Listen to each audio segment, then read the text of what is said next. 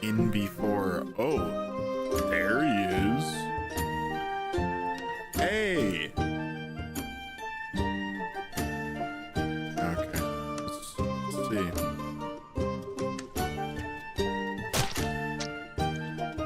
Greatest moments.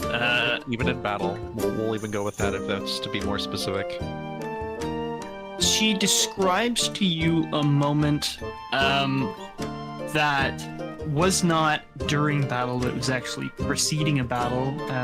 And she tells you about a great adventure that herself and a patrol led while venturing into the Undercity shortly after the city had sort of plopped out in this shattered realm.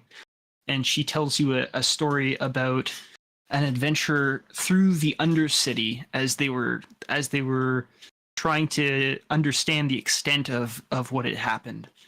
And this was the first moment that she had actually not only just seen the sea, but she was also able to take a look at the most beautiful, uninterrupted horizon that she'd ever seen. It was her first time ever seeing the ocean without buildings or skylines.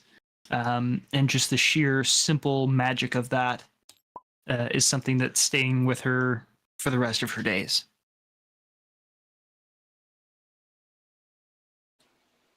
Well then.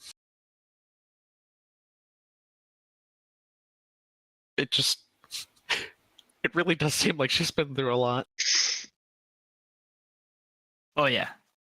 She's definitely earned them wings. She tells you she does her best to live up to the standards and expectations of her legion.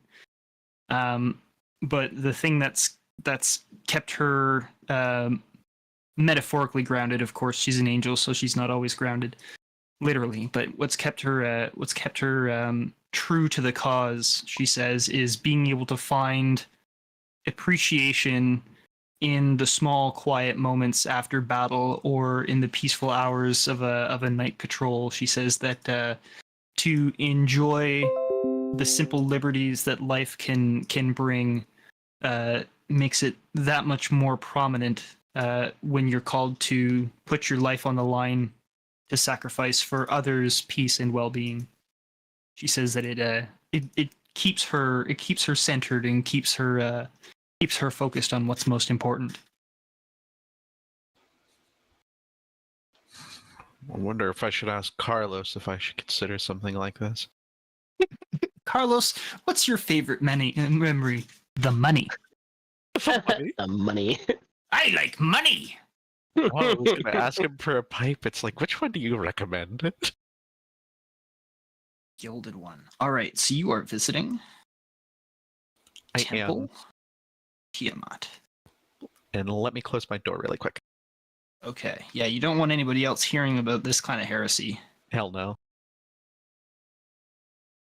Family can't know that you decided to go to that devilish place.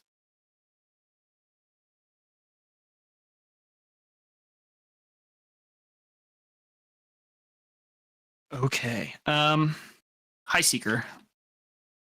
I'm glad you could make it. I'm happy you're here. I have Vinshenzo has gone out looking for Drow.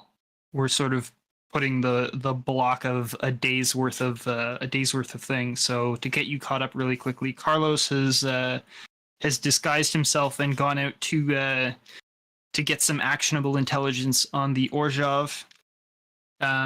Paelias has been doing a couple errands, and Vazrai has gone to check out the Temple of Tiamat, just so that you're. I would probably stick with one or both of Carlos or Vazrai. I wouldn't go to the darky neighborhood alone. Well, if you'd like to retcon which of those two you would like to attach yourself to, there's no moment that's too late. I'll go with Vazrai. Okay. Oh, I'm sorry. What was Carlos going to say? I was gonna say that if Vin wanted to go with Carlos, Carlos would have made a disguise for him as well. Point. I'll leave that. Vin's undercover. You guys to figure out. No. I do not disguise myself. Temple of Tiamat it is, I suppose. I must be seen. This is why Carlos works alone.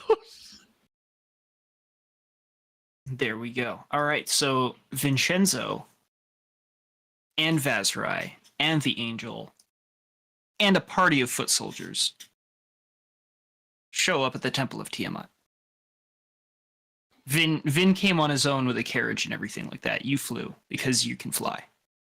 An angel accompanies me, Vin. Yes, she's accompanied by an angel in full plate armor, smoking a corncob pipe. While she flies? No, she's walking. They're walking right now. By the time that Vinshenzo shows up in this proverbial scene, Vazrai and the angel are on foot. As the Vazrai had already asked about the pipe to the angel, and she confessed that it's quite hard to smoke while flying. So she enjoys indulging in her habits while she's on the ground. Yes, it is more preferable to have cool tobacco, and I feel the act of flying would overheat it. She agrees heartily. Well, I'm glad so you guys show up. Make it. Oh, sorry. Glad you could make it, Vin. You were up there in the crow's nest playing quite a fair bit of music. Yes. It's a lovely tune you were playing. Nobody sent me a ping.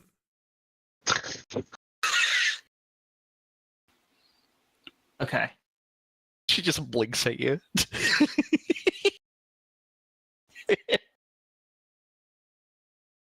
Anyway, I'm going to enter into this place, stealing myself.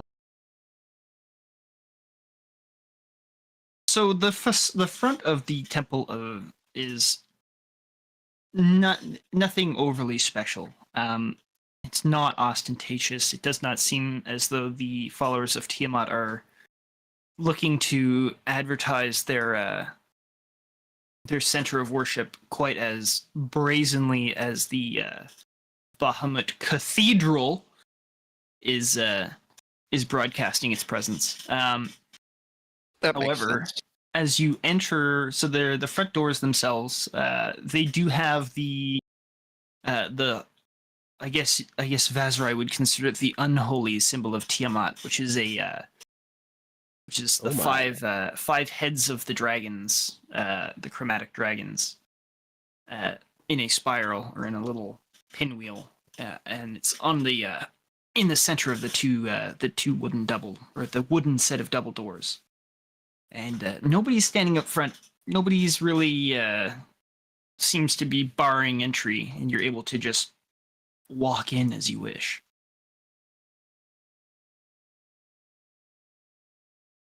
Upon entering into said temple, you find yourself in a small foyer, which is again entirely nondescript, not crazy with decorations or symbols or other sorts of embellishment. However, there are two humans who sit at a desk, and as they look up at you as you walk in, and they give you polite greeting and welcome you to the temple. I'd like to do an insight check. They don't have any overt reaction to me being in Bahamut armor, do they? Roll insight.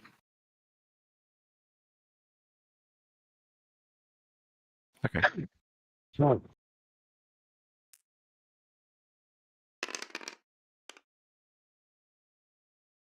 That is a... Ooh. That looks like an 18.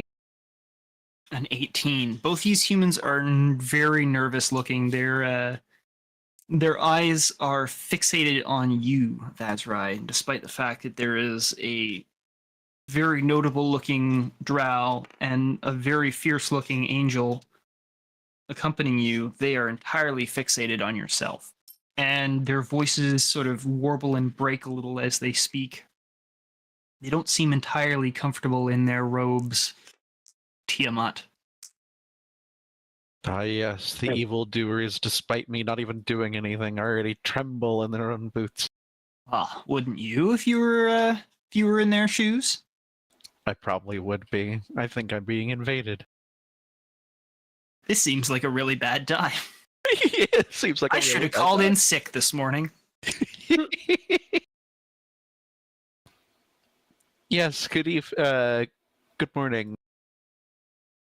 I have come to see this place. I'm new to New Ravnica. So.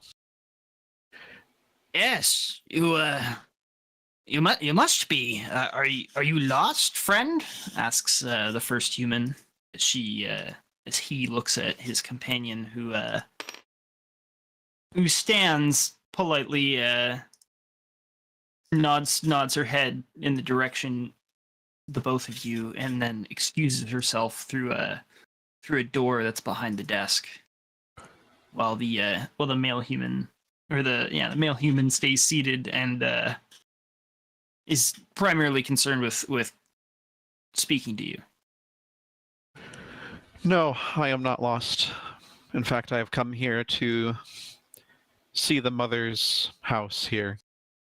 The fallen mother's house.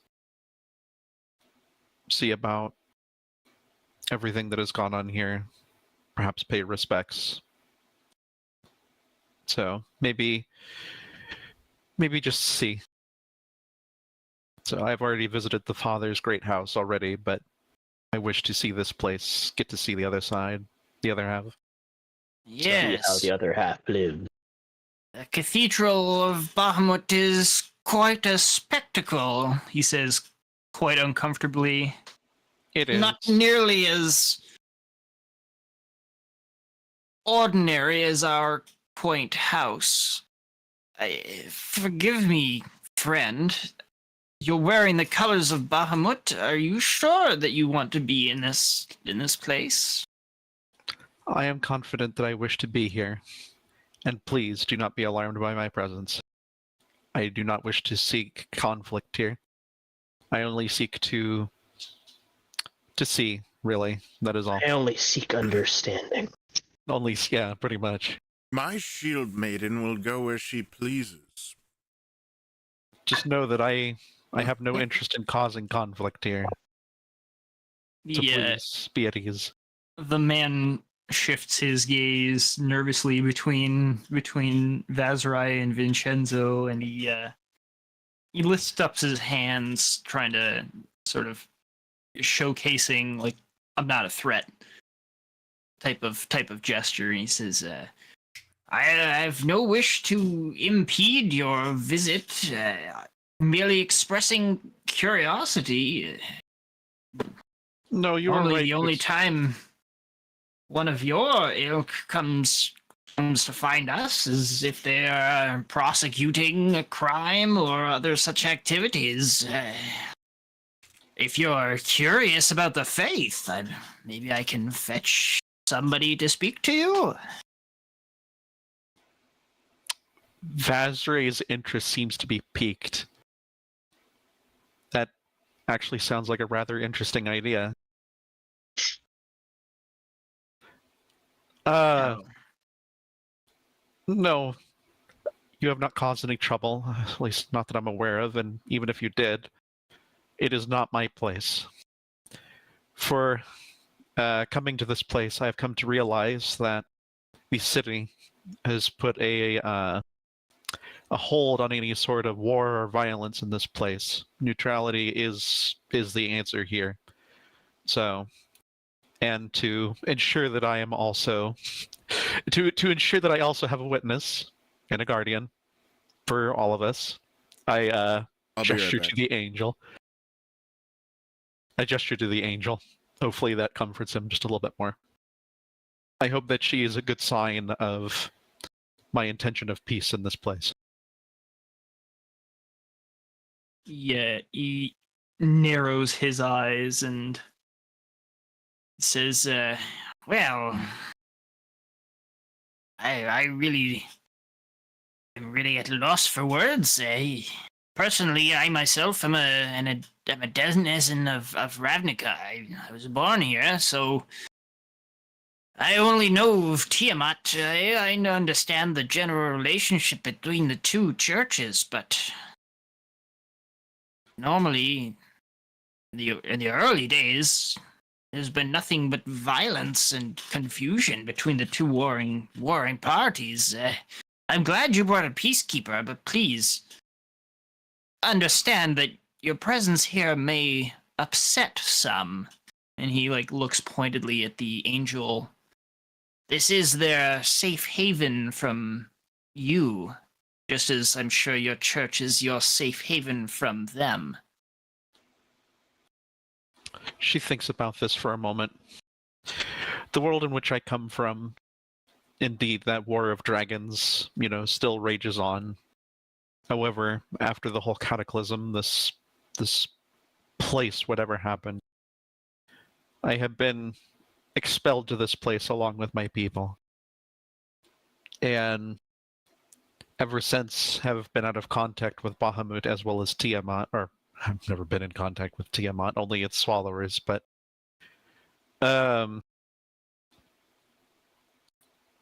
even though Tiamat is the enemy, they still hold a special place in our hearts as still the mother. So just as much as Bahamut is our father. Well, and he's sort of he's looking back towards the door that the lady had disappeared through. Every few seconds, just to see somebody showing up, and then finally, the lady pops her head through the door and says, "Yes, the temple is ready for public viewing now. If you wish to come in and speak to a priest, you may," she states. Then may I? The door is open to you. The very uneasy temple attendants show you through the door that was just behind the desk. And they let you into the temple proper. You can tell that this temple, the actual shrine part of the temple, roll me a religion check first before I start spewing off all the secrets. Sure. Oh. That is going to be... That is a 16. I got a 19, and I have proficiency... Or no, I don't have proficiency in religion. Let me get my sheet. 16 and a 19. 21. 21? 21. So you would expect, based on your nice rolls, you would expect that a shrine or a temple to Tiamat would be full of things like treasure to satiate the greed of the mother. You would expect there to be some form of effigy, statue, some form of artifact to worship the chromatic dragons in the order. You would expect blood sacrificial altars, all these sorts of classically evil Tiamat. The occult, the cultists, the everything. Yeah, with their different colored robes. These are all things that you would expect. What you come into is effectively an empty room. There is a wooden altar at the back of the room that occupies sort of the main point of attention. on that altar is a book. The book is closed. Standing behind the altar, with hands placed on either side of the book, is another human. This human is wearing red robes, and looks at you, not surprised. Can I do something? Absolutely, you may. So far, what you've done is enter the room. So I would like to do an investigation into what was done to prepare the temple for public viewing. I was about to say, something is very wrong here. For sure, you guys may. Ugh. Wonder, can I do investigation? Because I feel like something is wrong here. Absolutely. There are no limits. All who can do investigation may roll it. Oh, I got a 9. Paelias rolls investigation from the ship. Astral investigation. Long range 50 just pops into your head, lets you know what you missed. Got a drone up. Paelias Well, I mean, I can do that, by the way. I can manifest my spellbook's mind and then have it fly up into the sky. When do the vagabonds become asp? Okay, so with a 10 investigation from Knight, and sorry, could you repeat your number for me, Vinshenzo? 9. 9 and a 10. You guys don't notice any evidence, visual evidence that things were done, put away, or covered up, or anything that might be concealed in some form. You can't see it. Just seems like an empty room. Maybe they shuffled some chairs. Who knows? Maybe they were just closing the book and getting all their clothes on. Who knows? Maybe they were all out back having a cigarette. They had to put their uniforms on and run in and make sure they look presentable. Who knows? The thing that is odd to me, you said there's wealth in some of the corners, or at least some statues and such? I was mentioning that's something that you would expect to see. And there is a distinct lack of wealth in here. There's a distinct lack of a lot of things. There's this wooden altar in the center of the room. There's this priest, this adept in red robes. There's a closed book. And there's the unholy, we'll call it the unholy symbol because Bahamut is our guy. So the unholy symbol of Tiamat is present on the wall, confirming, just that by itself, confirms to you that this is in fact somehow sponsored by Tiamat herself. Other than that, it's just an empty room with an altar and a dude in a dress. In robes. Vazray just thinks to herself, looking about the room, looking at the symbol, the priest with the book. Is there any draconic beings, such as Dragonborn or Kobolds, in here?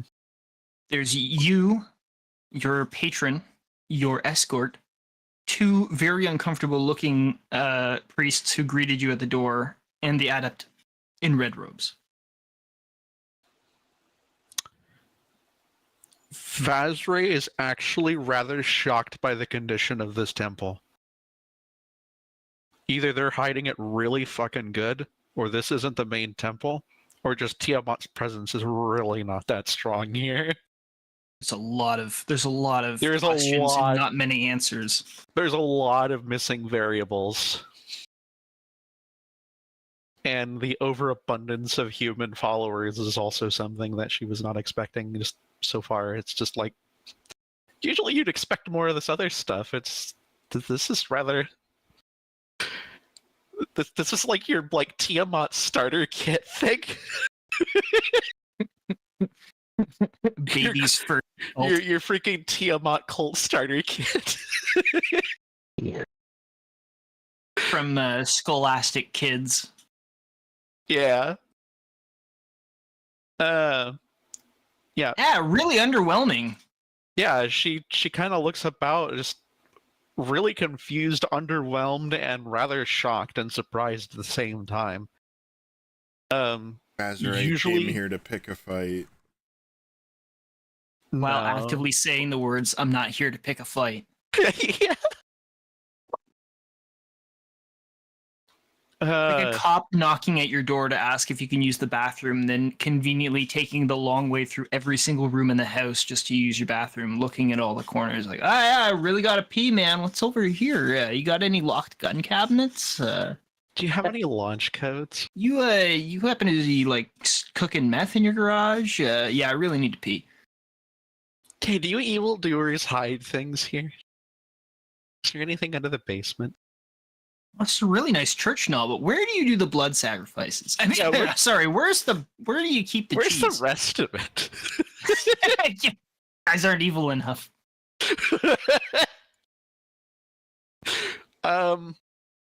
Yeah, she is visibly confused and decides to walk up to the priest with the book.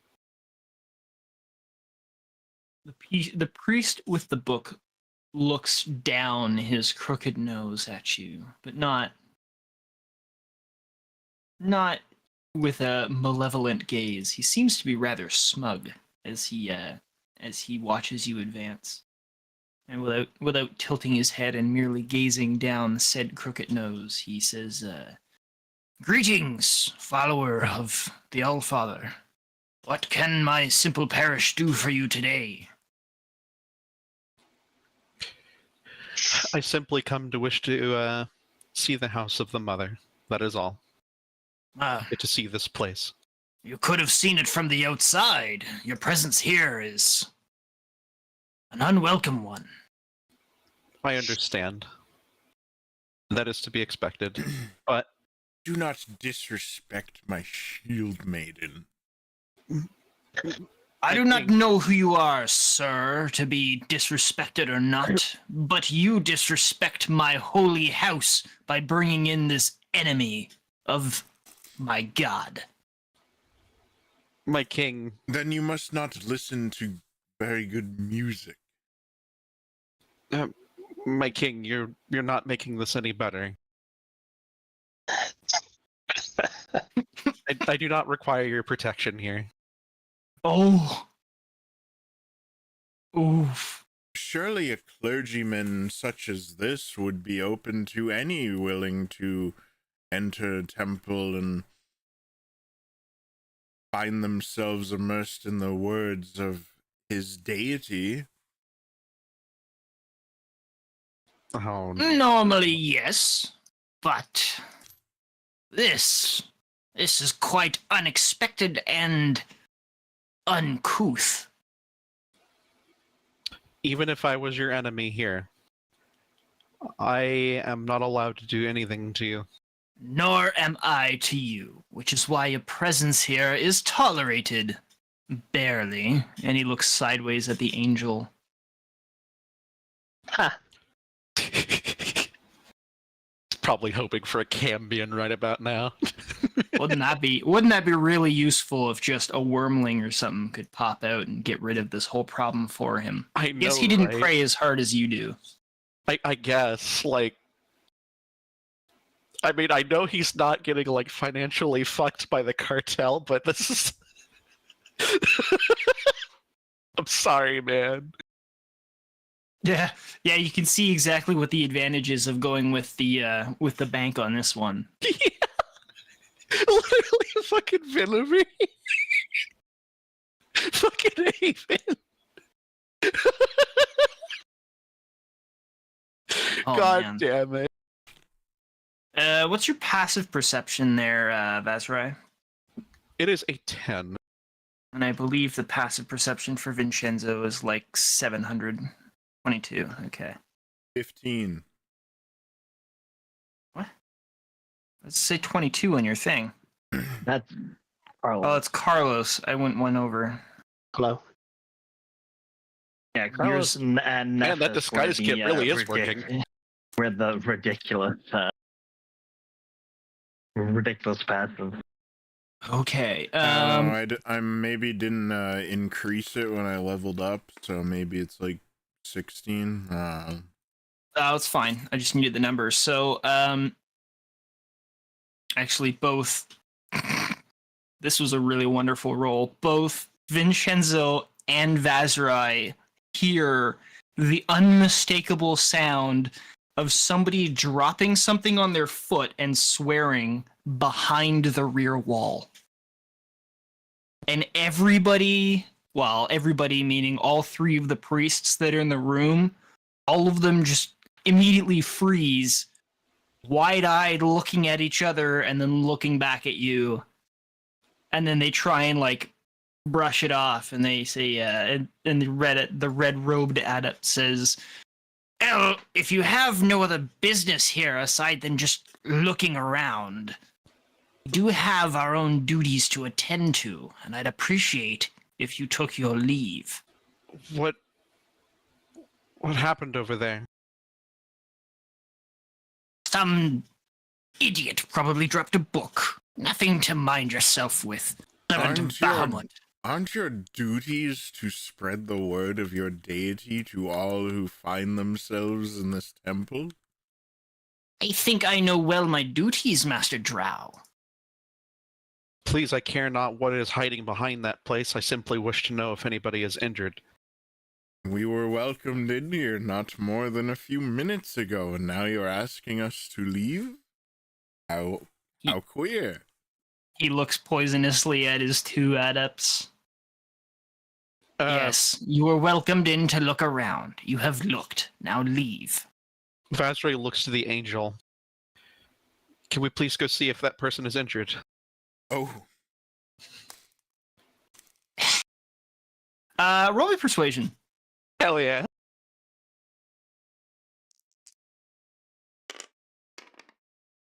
Persuade an angel to help someone? That's a 6. Damn, times are tough. Yeah, Boris Legionnaire. she's not probably going to allow it. I understand. The angel,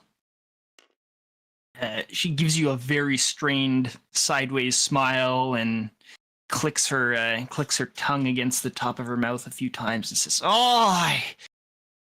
as much as I'd love to go wandering around the place, I would be remiss in my duties if I let you go back there. Neutral party and all that, I really can't be letting you get yourself into any trouble here. We're supposed to be respecting their environment, and they did ask us to leave. Someone may be hurt. I'm a healer. Yes, well, if My this is music private heals property, all, even evildoers. Vin is far more persuasive than I am. well, if you would like to be persuasive with a dice roll, perhaps he might change her mind. He is far more persuasive than Vazray can be. Okay. We're gonna get into so much trouble. Yeah. Might be. Oh no!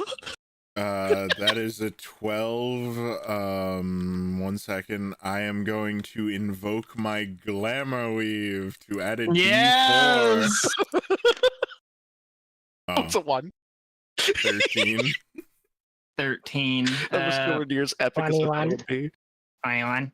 Not this time, sadly. The angel once again, she shakes her head with a sad smile and says, "This is private property. If there was an active emergency, that'd be something different, but this is private property, and the owners ask us to leave. By Ravnican law, we should probably step out now. If it is a medical emergency, the city services will be able to be called in by the property owner, Tootsuite." Vazray looks at the Tiamat bishop for a moment, and then simply says, "I understand. I'll leave this place then." Didn't you say, Miss Pineful, that you wanted to see the religious rites of Temple of Tiamat? It is true. I was Performed, interested. and we have not been entertained with such rites yet. I would like to do such things, but unfortunately the angel has asked me to leave, and I cannot disobey her. The angel pipes up and says, "Oh, no, I didn't say that you should leave. I just said that man was asking us to leave, and it was private property. And I can't go in the back or let us go in the back, because that'd be wrong. That's all I said." Surely a clergyman of... Then in that case, he dismisses one of the two losers that are hanging out behind you both to go in the back and see what's going on. And through gritted teeth, he says, "I'm sure everything's fine. We'll go look if that'll shut you up." I'm sure wouldn't a clergyman of your stature be remiss to pass on the opportunity of performing a sermon? My king. Roll me persuasion once again. God. See if your silver tongue can. Maybe this wasn't such a sway good over. idea. Well, 18. fuck! This I is was really hoping funny. you wouldn't have to do a high roll, because then I wouldn't have to like imitate a sermon of Tiamat. But here we go. He regards you and raises a hand to his chin in contemplation for a moment, and he says, "Well, I've asked you to leave several times, but you seem curious about this place and our practices, so perhaps you are telling the truth, and you do want to really expose yourself to the glory that is Tiamat. Okay, well, I can spare some time to forward a few teachings of the mother herself," and he May I take a opens seat? his book. There's no chairs. You got to stand, unless you want to sit on the floor. I said it was an empty room, Lee. It's an empty room. There's not even mats. Damn. No, it's a wood floor with an altar. How queer. Not hospitable. This is so fascinating. It's like, quick, we gotta hide everything. Even in the most simplest of temples that I've been to, there's been at least one pillow. Oh. So yeah, No, I'm willing to sit on the floor, actually. yeah, you're gonna sit on the floor. I'm going to sit on the floor. I will sit on the Okay. floor next to Vazare. Are we sitting crisscross applesauce or just full on? And Well, that sounds more exotic. Let's do the crisscross. Good. Now that we got the full visual experience of these two sitting on the floor, he gives you a sermon, a as lesson. I go to sit down on the floor, Oh no! Uh-oh. I Finn casts. will turn around and I will cast Mislead. Oh Okay. no! What are you Tell me doing? about this spell.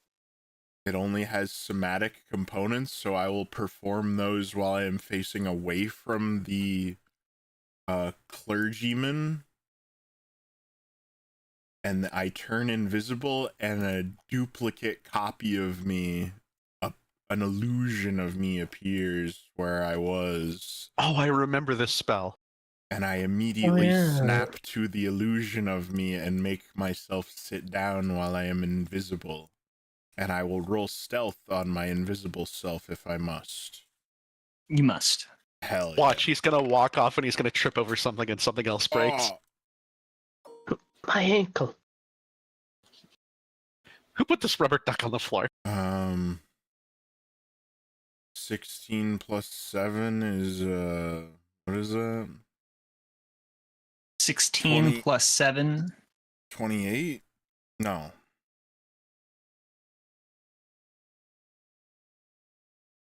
I'm not letting me do that. Fuck. I think it might my- be 21. 16 plus 7 is going to be 23. Okay. Sorry, I've worked 12 hours today. You're fine. I do that to That's the for your best of coffee. my ability.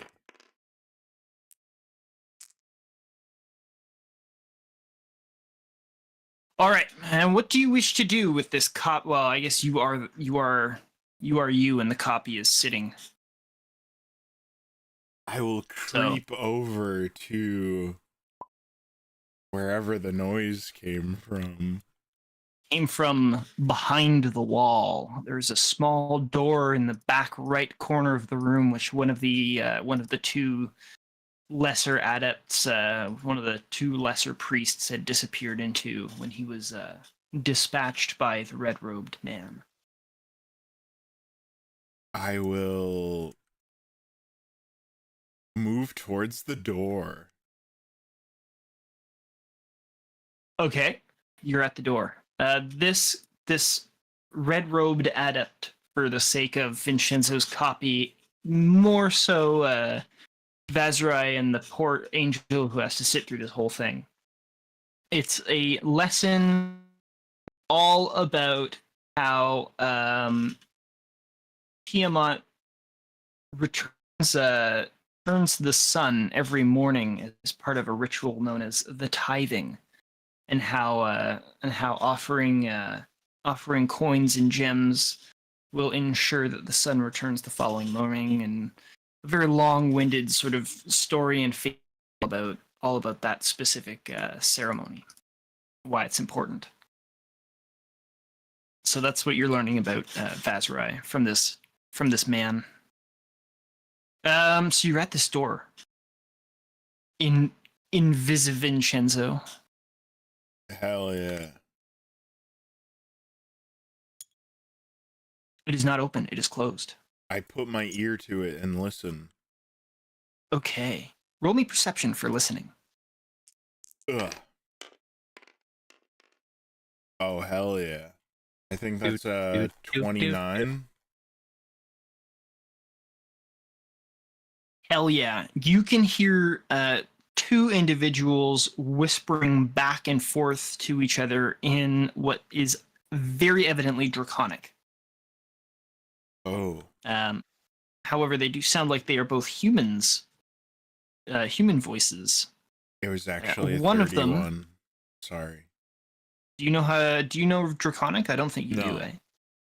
Okay, so what you can tell with your very good ear is one of them very upset and is chastising in as much of an angry whisper as this one can possibly manage. The other, who is repeatedly apologizing and sounding very glum and trying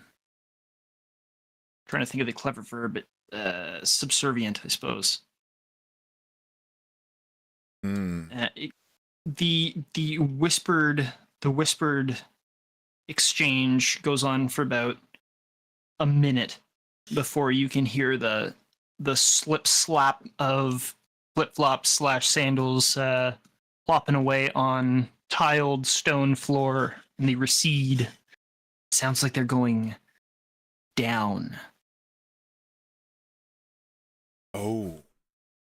I will apply a little bit of force to the door with my palm. See if it will budge. Are you trying to do this quietly? Yes.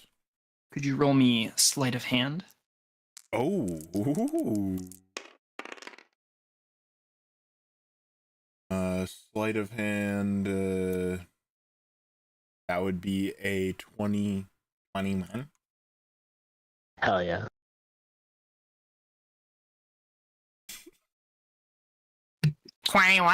For sleight of hand. The door doesn't even know that it's opening as you open it silently. Pretty good. Oh, yeah. It was a push open door. Lucky me. There's a push open door, and it seems like somebody has stupidly been greasing the hinges. Nice. So it opens without a sound. You were able to open it enough to get yourself in, but not so much that anybody might notice that the door just got opened. Hell yeah. I will whisper a silent praise to Timora, and I will go down the passage.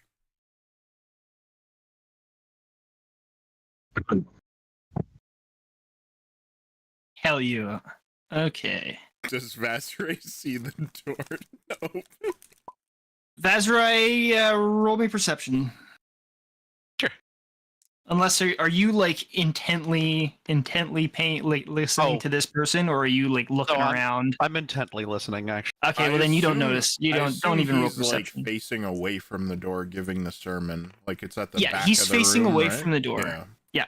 Would It's be a facing pass away for from the door, then. and if you were to think of the perspective of Vazrai from where she's looking in the room, you just entered into a door that's like at the back right corner of the room. It's like a little servant's door. So you actually have to like punch your shoulders to go underneath the frame of the door. And then when you get onto the other side, you see an entirely different church.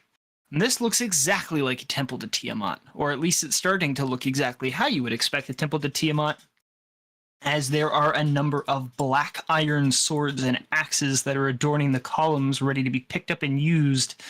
There are small veins of gold, as if they were pulsating inside the walls themselves as they crack or as they run like chain lightning along the floor towards what looks to be a much more prolific stone altar with a different, more malevolent book sitting atop it.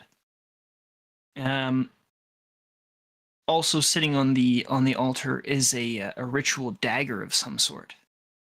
There's nobody in this room for the moment. You seem to be alone.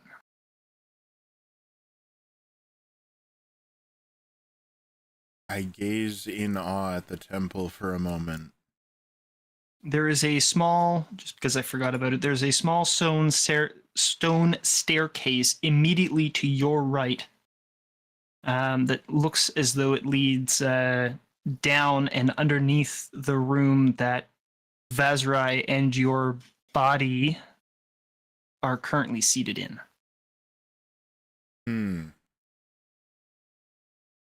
How many weapons are on the wall? There are 6 columns and 6 weapons on each column. Sorry, 5 weapons on each column, so that's a total of 30 weapons. Oh, okay. That's a lot. Vin's over there. Wish I had a bag of holding. They're on sale now. It's a special weekend deal. Stealing all this sword. $3.99 each. Where the hell are their weaponry? Where the hell did the armory go?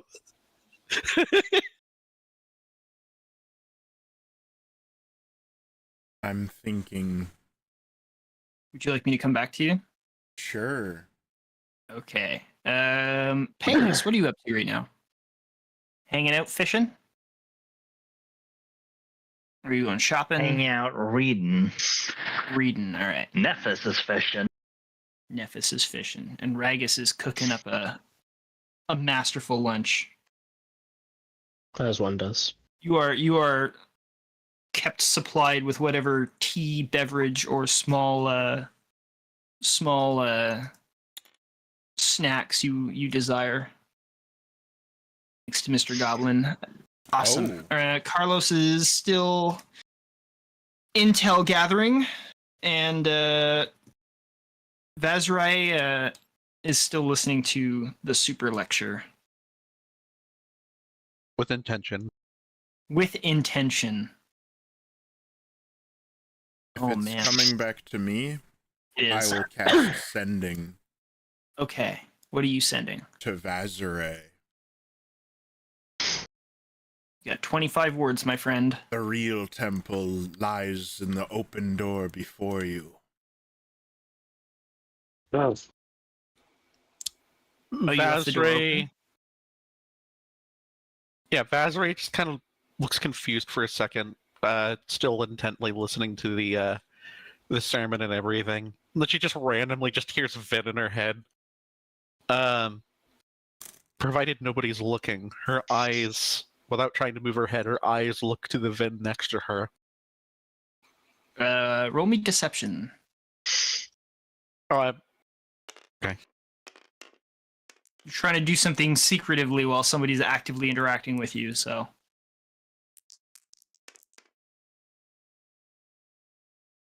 Deception 13.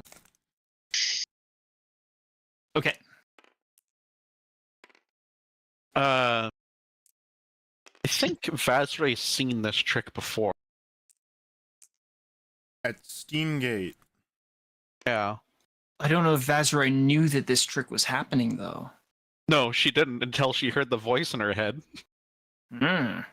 Actually, yeah, it was underwater is when she experienced this, because he walked up to all those guys down there, and then we fireballed the shit out of them. So yeah, she's aware of this trick. She just didn't realize it was actually going on right now. An underwater adventure. An underwater adventure. She continues to look focused. I'm sorry. And with sending, gives a reply. She was aware that something was amiss here. Or I'm aware that something is amiss here. I don't know how exactly you got down there, but please don't get into too much trouble. Oh. Okay. 24 words. Well done. Hell yeah. And Vin says he's going to attempt to steal a ceremonial knife. As I said, no. there's nobody in the room with you, Vin. Then I will pick it up and put it in my pocket. My suit The second jacket you pick pocket. up the knife, Oh no. a horrible scream deafens everybody in both the room that Vazrai's in, as well as yourself. An alarm is emitting from the knife, as well as in the temple room. The red-robed adept immediately whips around, looks at the wide-open door, and then spins back to you, Vazrai, and says, "What have you done? You desecrate this holy place?" What? No, I don't. I know nothing. Vinshenzo, roll me perception real quick. If anything, what the hell 19? is going on back there? Or actually, sorry. I'm not used to my new numbers. Okay. 21. Hang on. You hear the sound of, sounds like 4 sets of footsteps coming up the stairway below. You can hear them echoing off the stone walls. The knife is in your hands. Is the dagger emitting the noise? The dagger is not emitting the noise, but it is like the second you had put your hands on it and picked it up is definitely like the trigger of the noise. Can I tell where the noise is coming from?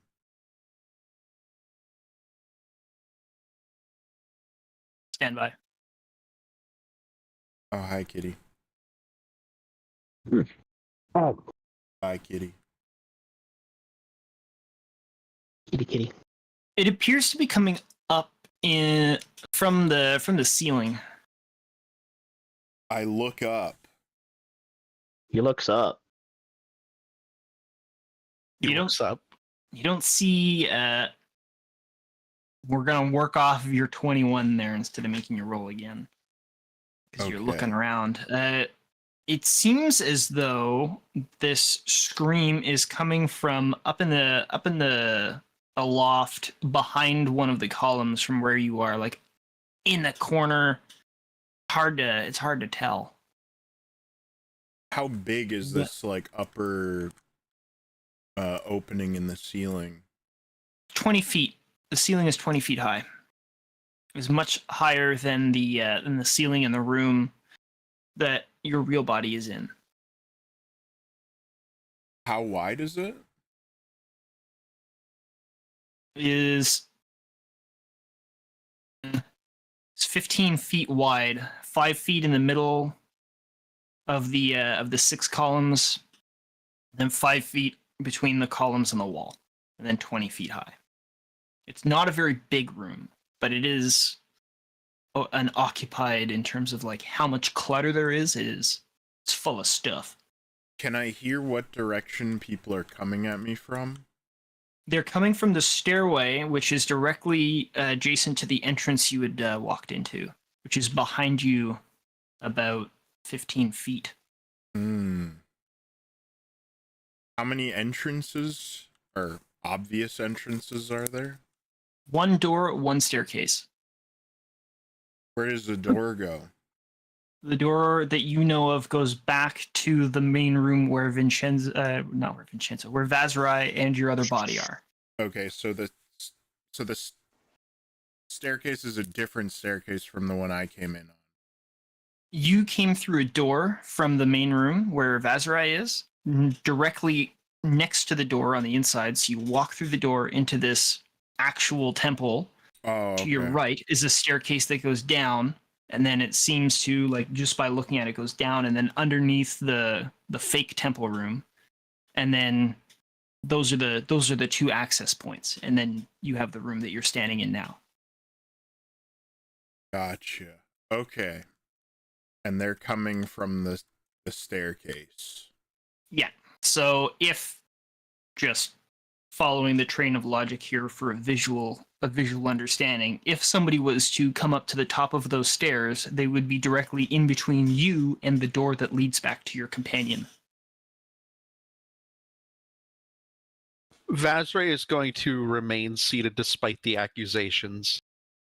The scream, the alarm is still happening as all this I would is like going on. to cast Wall of Force. Wall of Force, understood. An invisible wall of force springs into existence at a point you choose within range. The wall appears in any orient. Oh my god, you can look it up. Fuck's sake. I would like Amazing. to block both of the doors with the wall of force. You said they were pretty close together? Yeah. You get 10 feet by 10 feet panels that just have to be connected. Well, just that by itself, you'd be able to block the whole entrance, so you're good. Right now, you are entirely safe from anybody coming into this room. Hell yeah. Hope you're not the one trying to get out of this room at any point. Hell yeah. So this is, for the sake of time span, it's been exactly like an entire 6 seconds has gone by there, Vazarai. The red-robed adept is in an absolute fit. He is screaming profanities at yourself. He is demanding to the angel that she remove these you and your troublemaking companion, who are now, he is declaring that you have broken the law and you are trespassing. And this is entirely unacceptable and that you should be arrested and taken away. I have not done such a thing. I simply wish to sit here and listen to this lecture, and then you throw these wild accusations at me. You are a liar! You are the enemy! You have come here to defile this holy place! He continues to shriek and scream and ramble. If you look at the angel at any point in time, you can see that she has the biggest shit-eating grin on her face, and she's just got her arms crossed, and she's nodding her head like, yeah. I would here this whole time. After I cast Wall of Force, I would like to flick my consciousness back to the double. All right, you are now doubled or undoubled. I will stand up, dust myself off, and say, "Very well, we will leave, if that is what you want." Vazarai just simply The alarm looks at is Vin. still screaming, so you gotta shout to be heard over top of it. I will do that.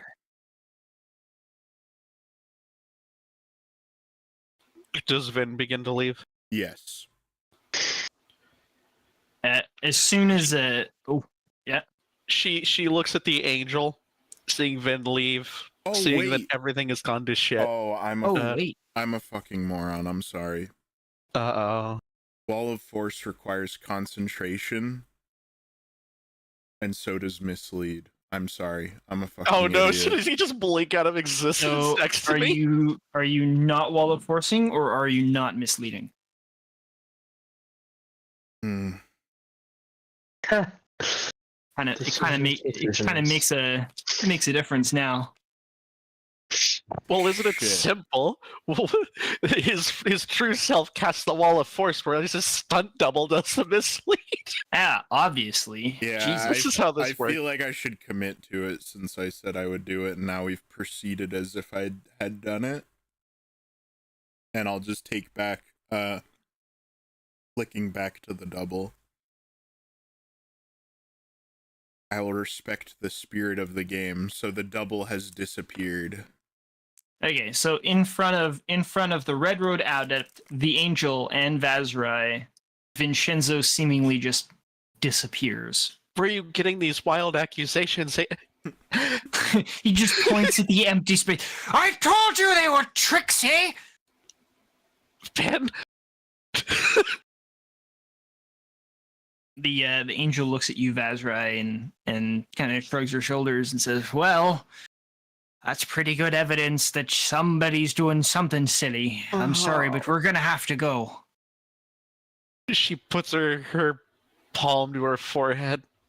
By the gods, Vin. She urges you to stand. She is going to comply with the Angel. I Okay, think, go ahead. and this can go right now if you'd like. I think instead of casting, instead of flicking back to the decoy, I would probably just, if it's a short enough distance that I can see through the doorway, I would just Misty Step through the wall of force back into that room, or I would Dimension Door. In which case, in such a case that it's farther than 30 feet to get back in there, or it's out of my sight. But I think I left the door open.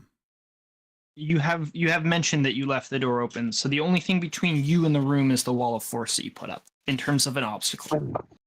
Okay. I will keep the dagger with me and tuck it in my suit jacket pocket. Oh my god. And I will Misty Step back into the room. Okay. So just so I can understand, in the terms of I'm really sorry for fucking up about concentration. I'm sorry.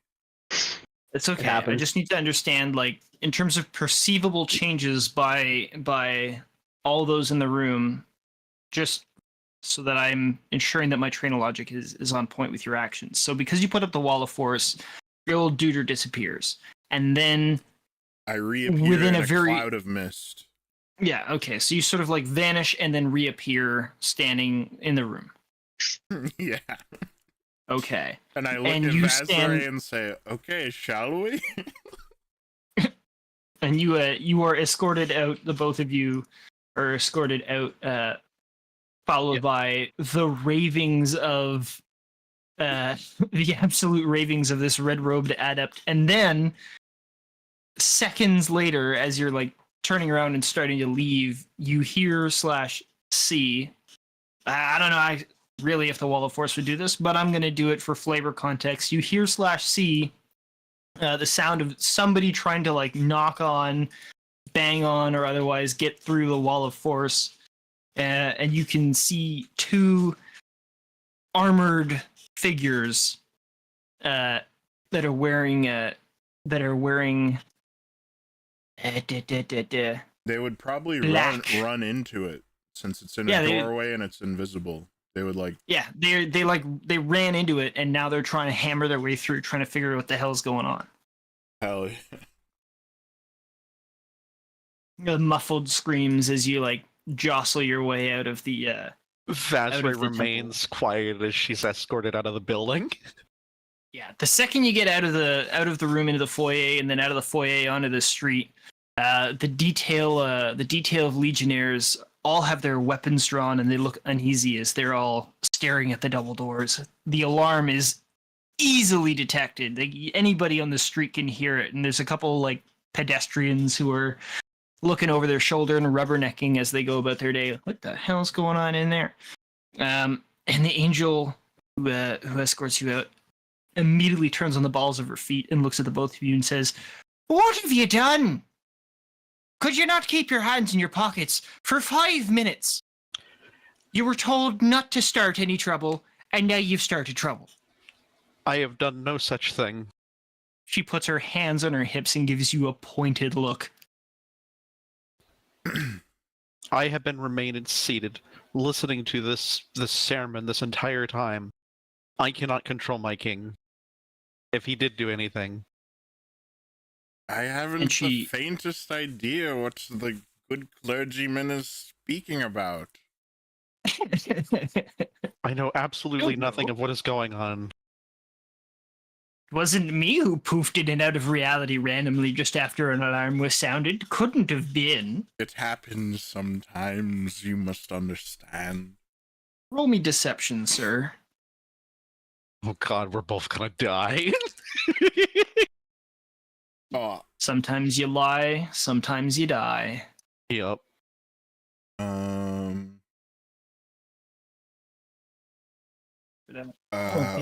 Plus 7. Okay. 8 plus 7 is 15. Right? Yeah. Okay. 15. She crosses her arms and 15. Ooh. She says, I don't believe you, but I don't have any evidence otherwise, so let's be on our way before the law mages get here. Otherwise, we'll all be in trouble. You're right. That's a good point. Better to not deal with the bureaucracy and whatnot. We'll be dealing with it, but it'll be a lot easier if you're not here when they show up. We saw how poorly run this place was before the Senate. Tend enough. All right, what would you like to do next? If the good clergyman could produce some form of evidence that something had gone wrong or was missing, perhaps.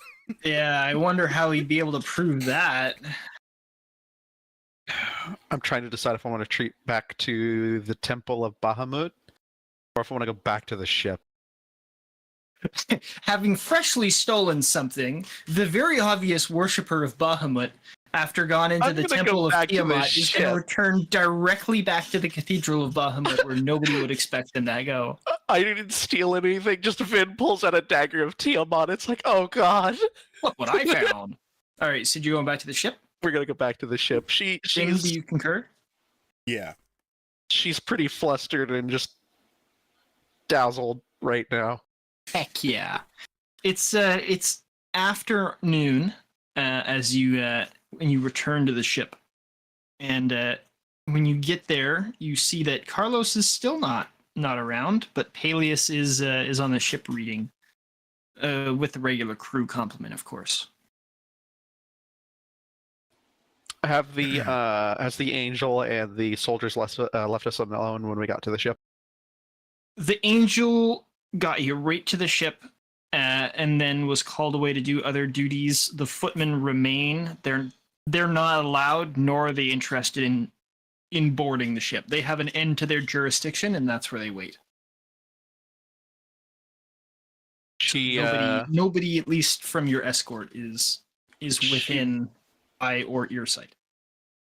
She boards the ship and then tries to subtly, while on top of the ship, is going to try and gesture for Vin to go into like one of the rooms or perhaps below deck for a second. I follow. Vin, what the hell? What the hell's? They were being quite rude to you, Miss Pinefall. I couldn't help myself. Of course they're rude. The Tiamat followers. Yes, but we're at a public place of worship. Public place of worship. Vin, what did you do? They were... I know nothing aside from whatever message you sent. All I know is that we're in very big trouble. I just thought it would be in order that they would bestow a gift upon you for how poorly they treated us. Here, look. What gift did you get? What are you talking about? Look at this, Miss Pinefall. Dan! The hell's...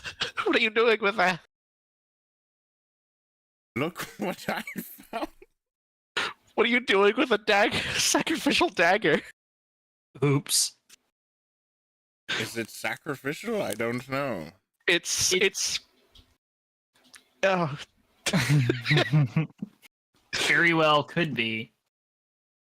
she just rubs her forehead. Oh, this is bad.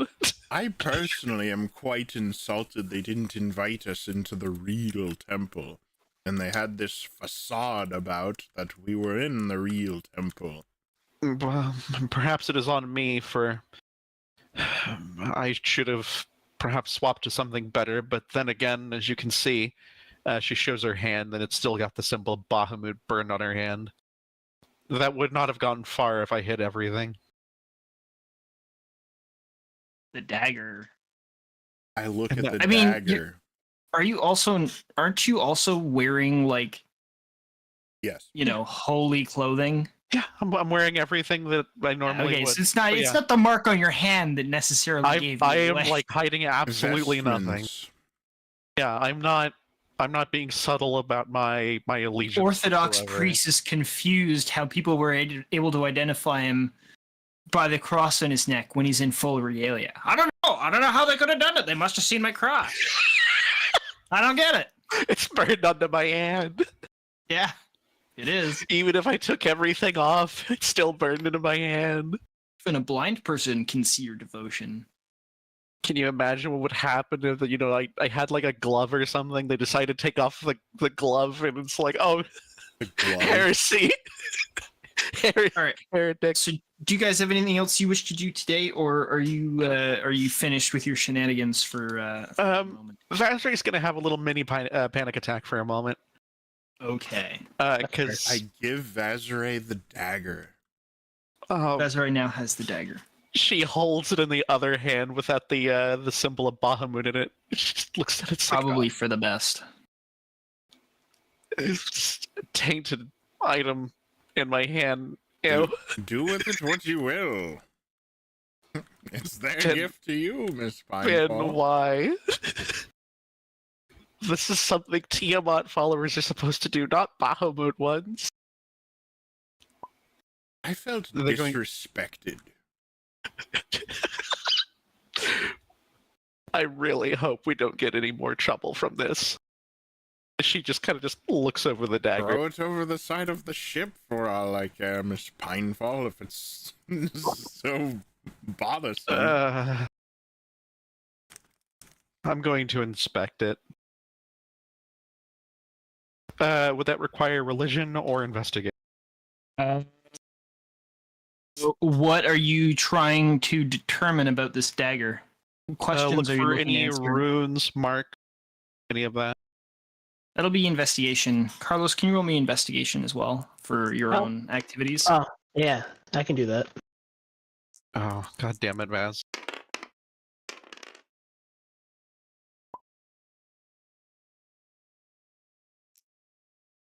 I'm gonna use inspiration and reroll that. Hell yeah. Vazray, while you are thoroughly dedicated to the eradication of the archenemy, you know little of their Not ways. any better. Yeah, not anymore. You got the pamphlet, man. They're going door to door, and your name's on their list. Shit, I kind of wish I heard the rest. I wish I paid a rest.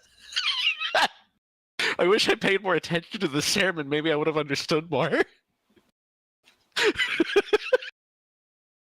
Damn it. Now these Tiamat followers are spooked. She's going to remain in her quarters for the moment and try to figure out what the hell to do with this dagger. Okay. Carlos. Ah! So you were observing things like armored wagon delivery routes, guard shift changes, when people are going on lunch break, when they enter, when they exit, what areas are restricted for guild members versus which areas are unrestricted for the public using your wonderful disguise. Also, something that only Carlos Santiago could definitively point out. Seems as though there's a lot of thieves' cant in use in and around the Orzhov Syndicate's premises. Oh yes.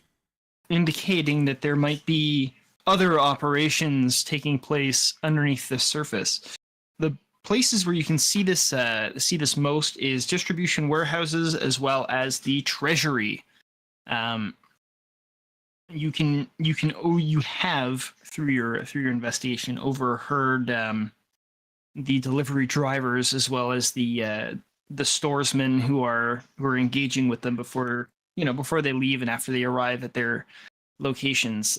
Their conversations, in fact, are in thieves' cant.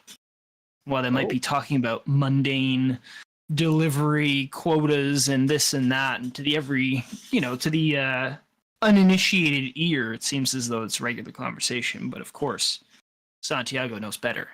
He does.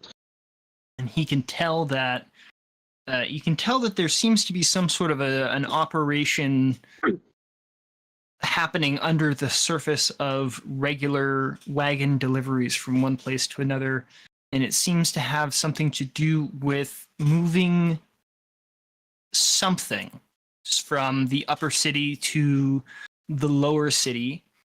Though your information is not precise enough to know exactly where they're going or what they're delivering. Okay. And I say where, I mean like which block or building. You know sort of the sector. But it's worth saying in Thieves' Cant takes a little bit of time to say. Yeah.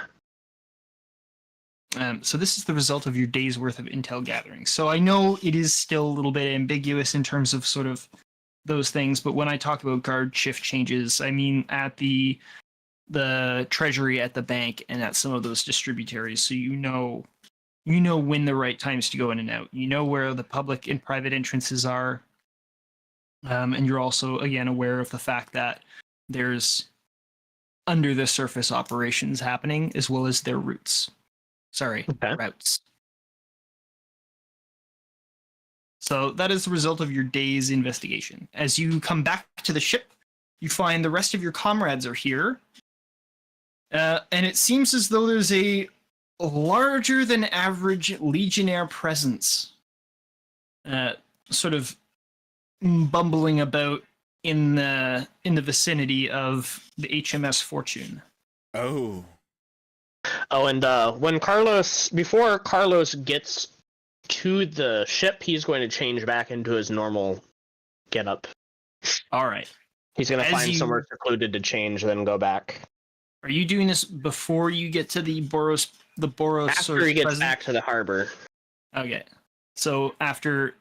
Okay, perfect. So you manage to skip through the watchful gaze of the escorts, and you get back onto the ship, having safely and successfully shed your disguise. Hell yeah. The gang's all back together. Sorry. I say, there seems to be quite the party outside. Did you fellows get into trouble? Vazre is still, below deck in her quarters, trying to get this migraine out of her head right now. Or kobold-sized migraine. Kobold-sized migraine. We were bestowed a gift from the Temple of Tiamat. Carlos raises a brow.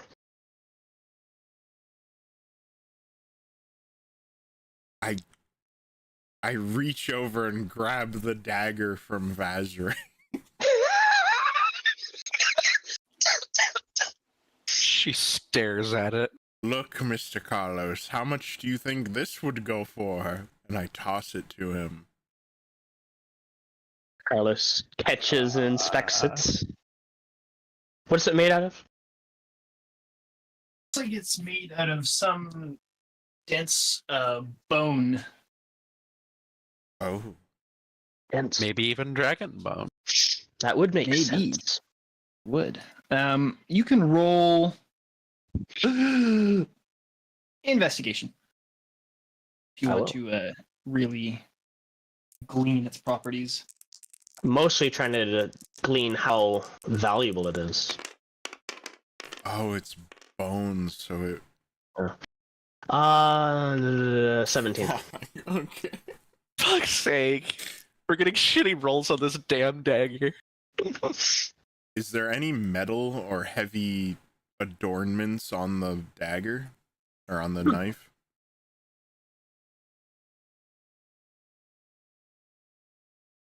Hello? Hello. Oh, sorry. Yo. I Where forgot are that I you? can't just freely get up and walk away. I have my other microphone on. Any heavy metal or other adornments on the blade? No. Oh, it's just bone. How much money? Well, there's a wrapping. I will say that even though it is made of bone, it is sharp, and it is as sharp, rigid, and dense as a metal. However, it is not metal.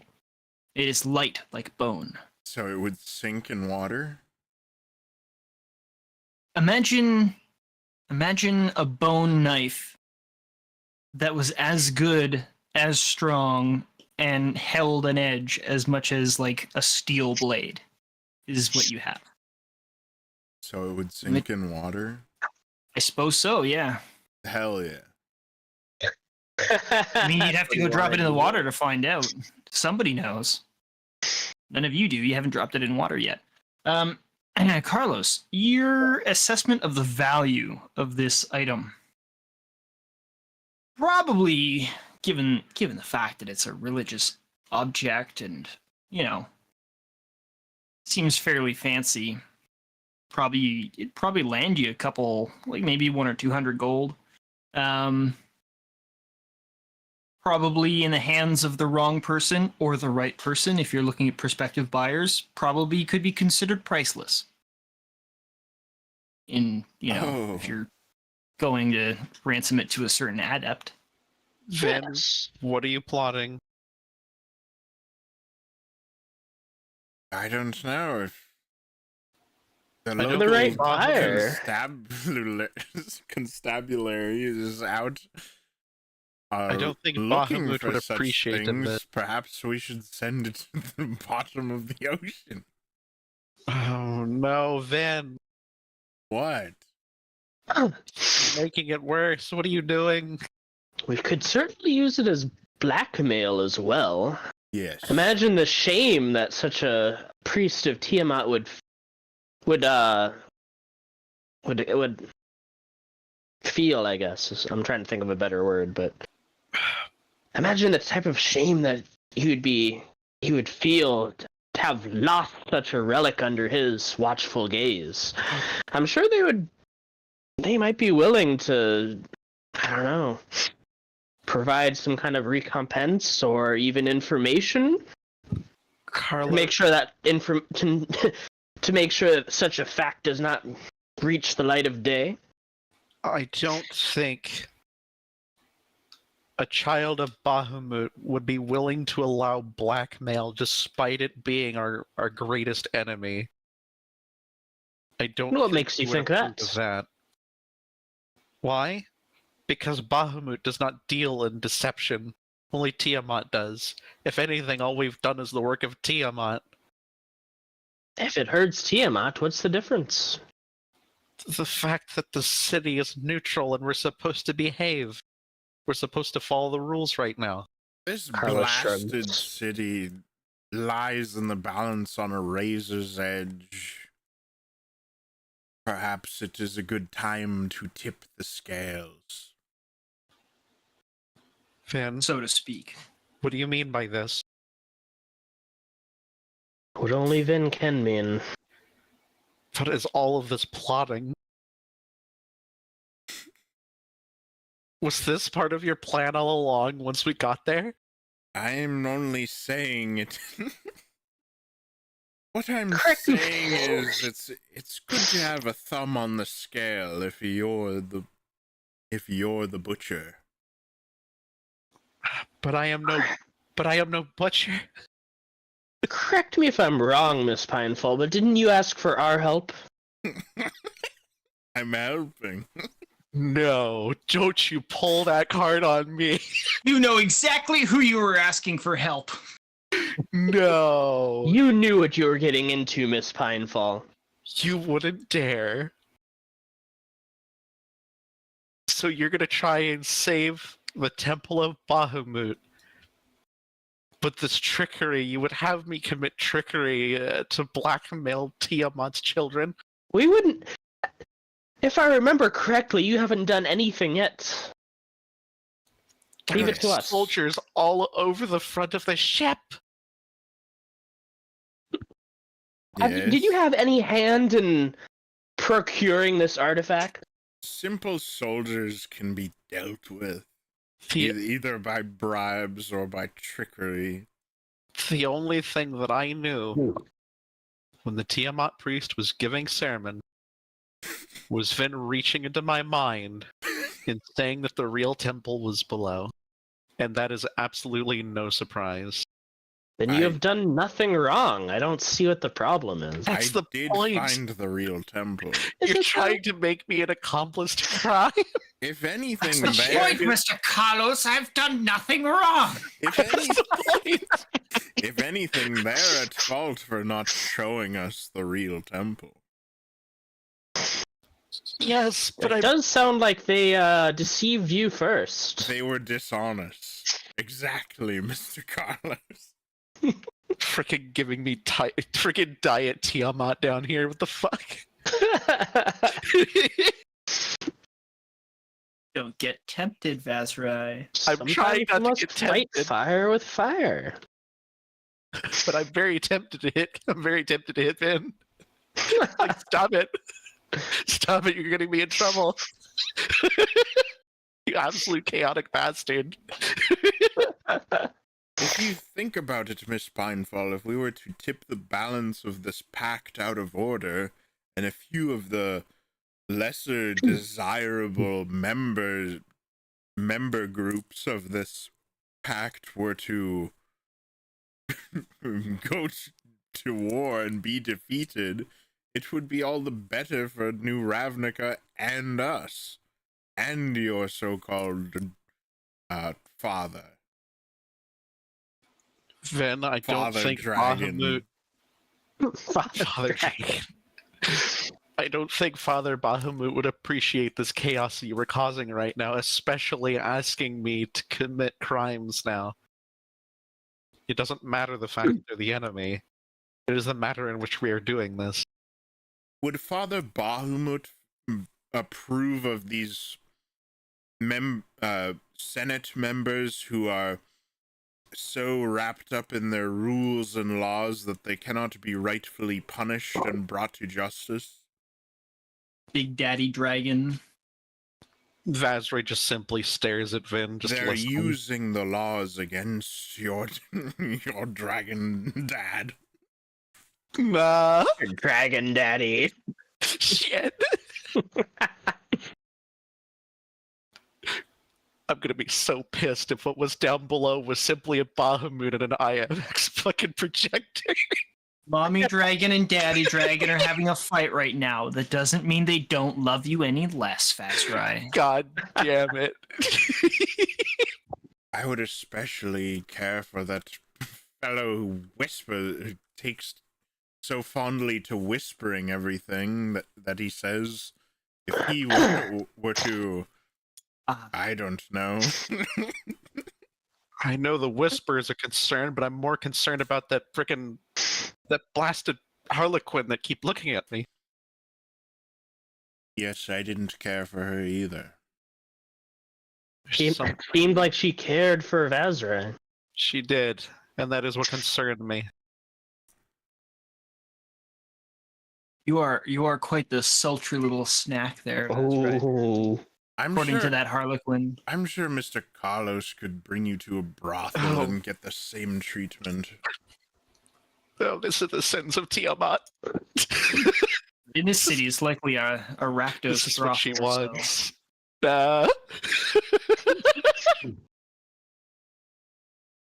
What do we Committing do with sinful the acts dagger, over there. the sacrificial dagger, as you called it, Miss Pinefall? That is what I'm trying to figure out. Part of me wants to return it, but to return such a weapon to the enemy at the same time, I'm conflicted, and I need to think. Precisely my thinking is why we should keep it, or destroy it. If anybody is to keep it, I should carry it. Very well. It is decided. Keep this tainted relic Here, upon me, I take guess. the dagger. She takes the dagger, but makes sure not to touch it with the Bahamut hand. Don't get any funny ideas about giving it back. I'm sure Bahamut would disapprove of that. I think he's very disappointed in me right now as we speak. But for now, just see where this goes, my You king. got your wings. What else do you need? Yes, but what's the possibility of him taking those back? I don't know if that would even gave be me- possible. He gave me this blessing. What's to say he can't just simply rip it from me again? I could give you a set of wings if you wanted. Vin, we remember what happened last time when I asked you for something. I said I wanted to be a dragon, and you turned me into a dinosaur. yes, that was pretty funny. Does That was- Vazroy know the difference between dragons and dinosaurs, though? Did I we am establish insulted. that? That is the most primitive form of dragon you could possibly make. I am insulted. I'm an artist. I improvised. Forgive me. I'll do An better artist? next time. I looked like one of those. Gah!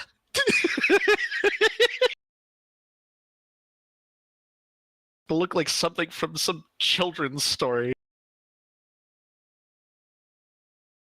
Yes. If you recall, we were in quite close quarters. I think a full-size dragon wouldn't have fit. Well, the dagger is upon me. Freaking root of Yes. Tiamat. I will try to keep it hidden, but if anybody asks me of it, I feel that there may not be no other option but to submit. Then I should carry it. No. You have done enough. You've done enough. Besides, you two still have other things to take care of. Then have Mr. Carlos carry it. We don't need you going to No! getting locked up or being charged a fine. Carlos's hands are clean of this mess, and they should remain clean. What does Paelias think of all this dagger nonsense? Yes, or let the wizards study it. What do you think, Mr. Paelias?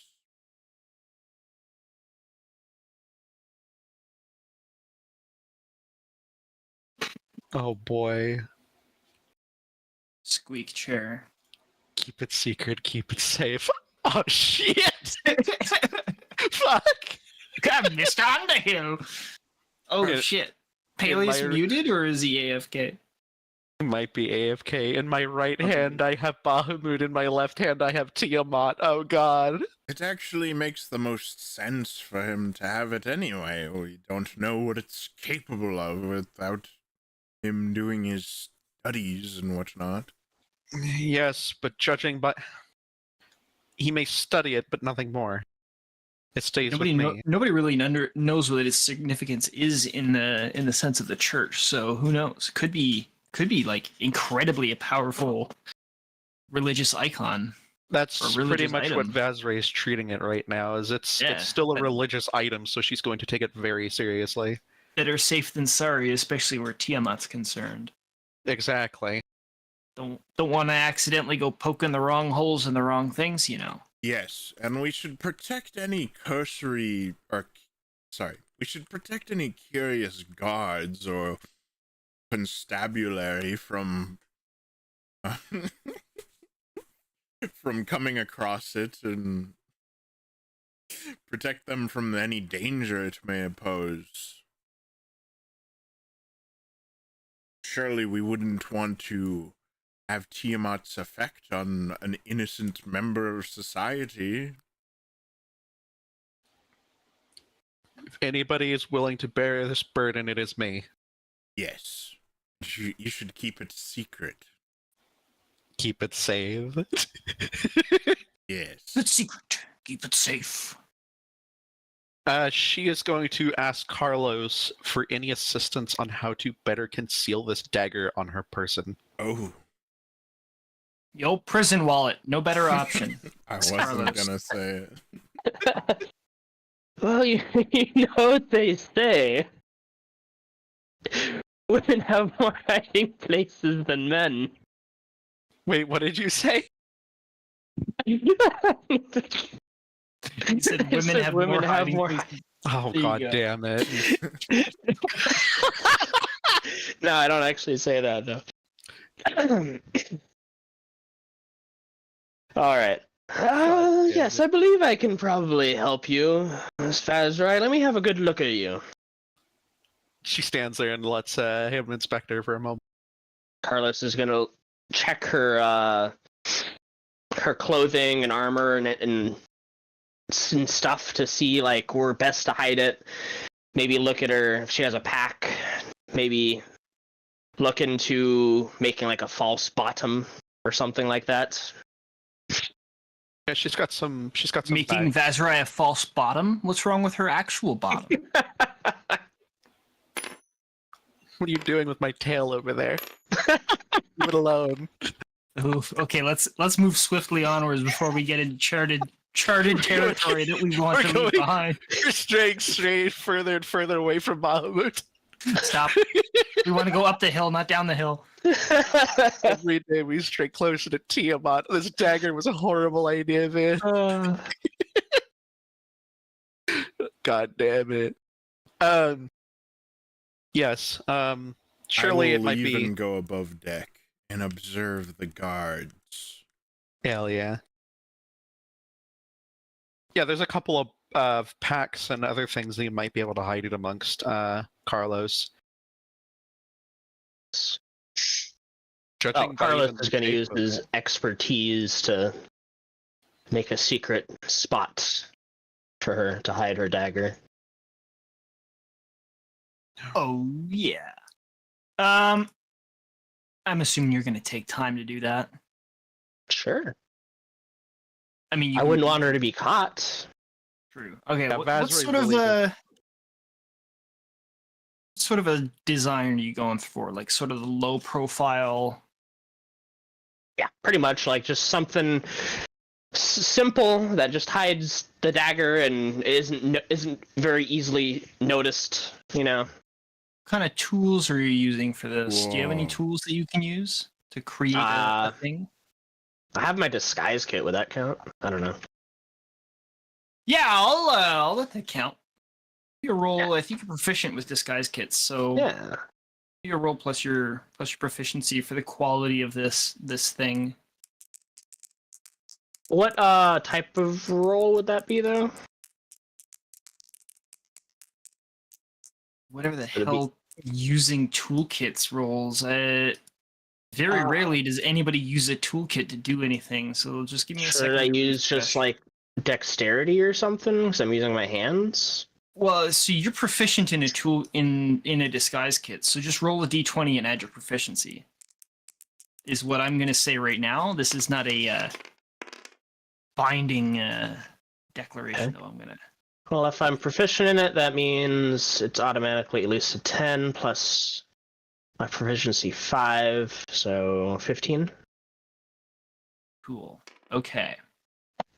Wow. So, here's how I'm gonna do this. Bazrai, pay attention to this. Oh. Okay, I'm paying attention. So, if you were to be examined, or if somebody was to be checking you out for things on you, effectively, that thing has like a permanent stealth roll, quote unquote, of 15. So the quality of the disguise thing that Carlos has made for you, his role is the DC for people to find or not find it on you, if that makes sense. Oh my. So 15 investigation DC.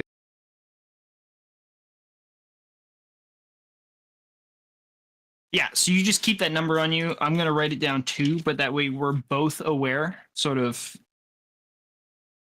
keeping as many people with the right numbers as possible, seeing as you're the one who's got your disguised dagger. Well, the good news is that this work that you have done, Carlos, I will say the burden is a little less heavy, at least. I've done what I can. If you ever want me to try to improve on it, just let me know. Well, we'll see how long it lasts, and hopefully that I don't get caught or got in trouble. I really don't want to deal with the authorities. And really don't want to start a conflict between the two churches in the middle of this neutral place.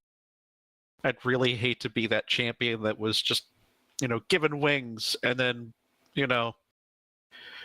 brought about the visions of fire and everything about the streets, only to realize that I was responsible for it. Yes, that would be quite the unfortunate turn of events. It would be. It would be disgraceful. But for now, it is a relic of religious significance as far as I'm concerned. And even though it is a cursed item as far as I'm concerned, I perhaps should keep it safe until I find what it is that I should do. Keep it secret too, eh?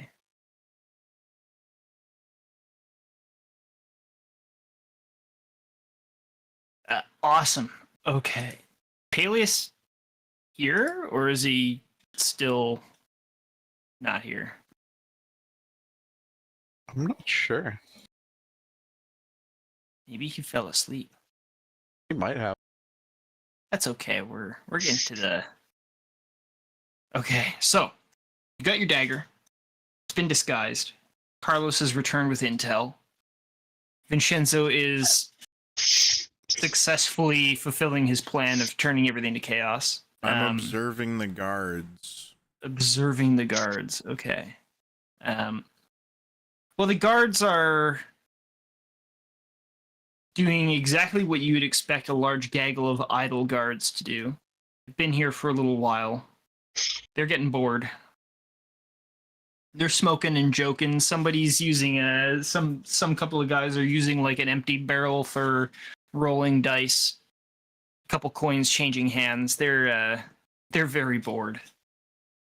They don't seem to be taking any sort of situation seriously at all. So whoever's ordered them there for whatever reason, they don't exactly seem like they're there to find you or otherwise do anything. It seems like they're just hanging out.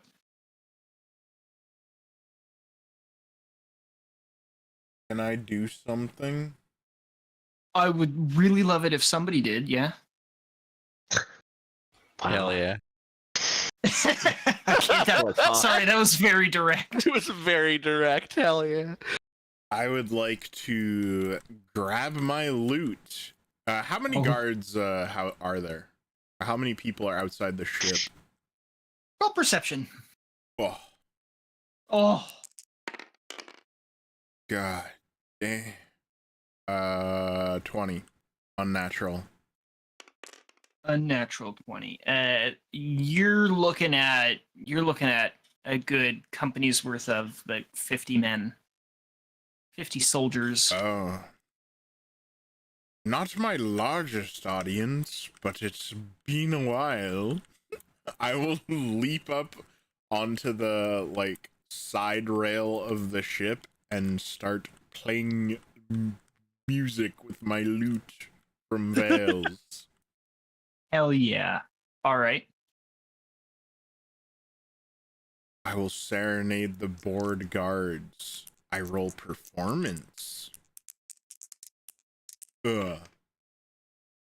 Oh. Not a problem. Hold on. Unnatural 20. Oh, unnatural 22, actually. Unnatural 22. Okay. It'd be weird if it was a natural 22. Yes. Yeah. You play magnificently, and you have entirely captivated the soldiery down below on the shoreline. After 1 minute of playing, I would like to activate my trap card Oh. and do enthralling performance. Oh. And I would, can I choose? After the performance, choose a number of humanoids within 60 feet of you who watched and listened to all of it. Are there any captains or leadership among these guards within 60 feet of me? I will say that none of these guys, like not even the regular soldiers, none of them are within 60 feet of you.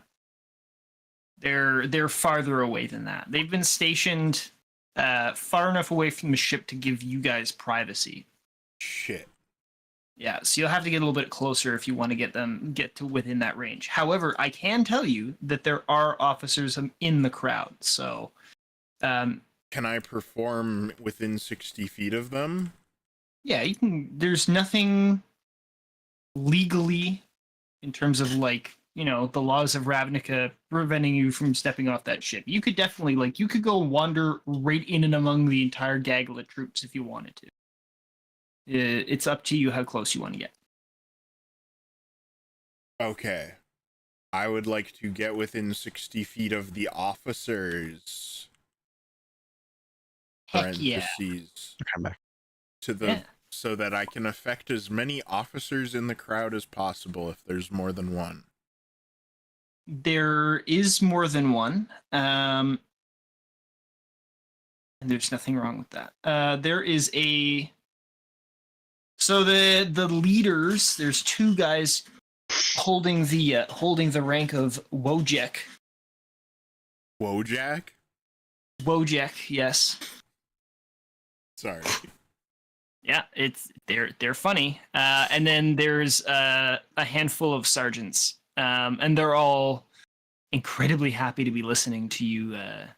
You do your thing.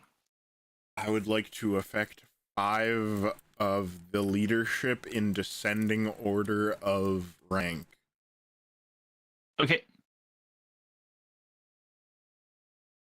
They have to make a wisdom saving throw against my spell save DC.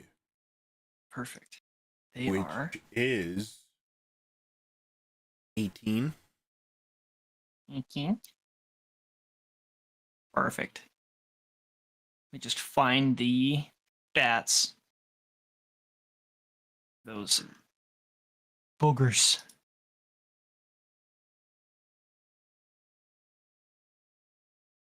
$18 DC, huh? Yeah. Okay. Yeah. Yeah.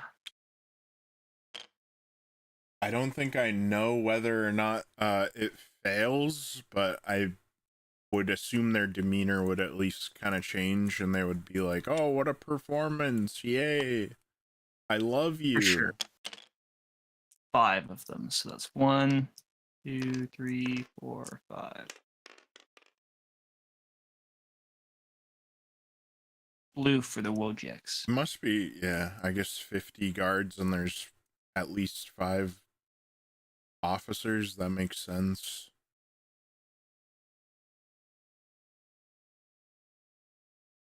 That is a large group of guards. Remembering that each of you gets a dozen soldiers as an escort. If you just like walk off the ship and start going into town, like 12 of them will break off, and there's 4 of you plus your crew. Shit. Damn.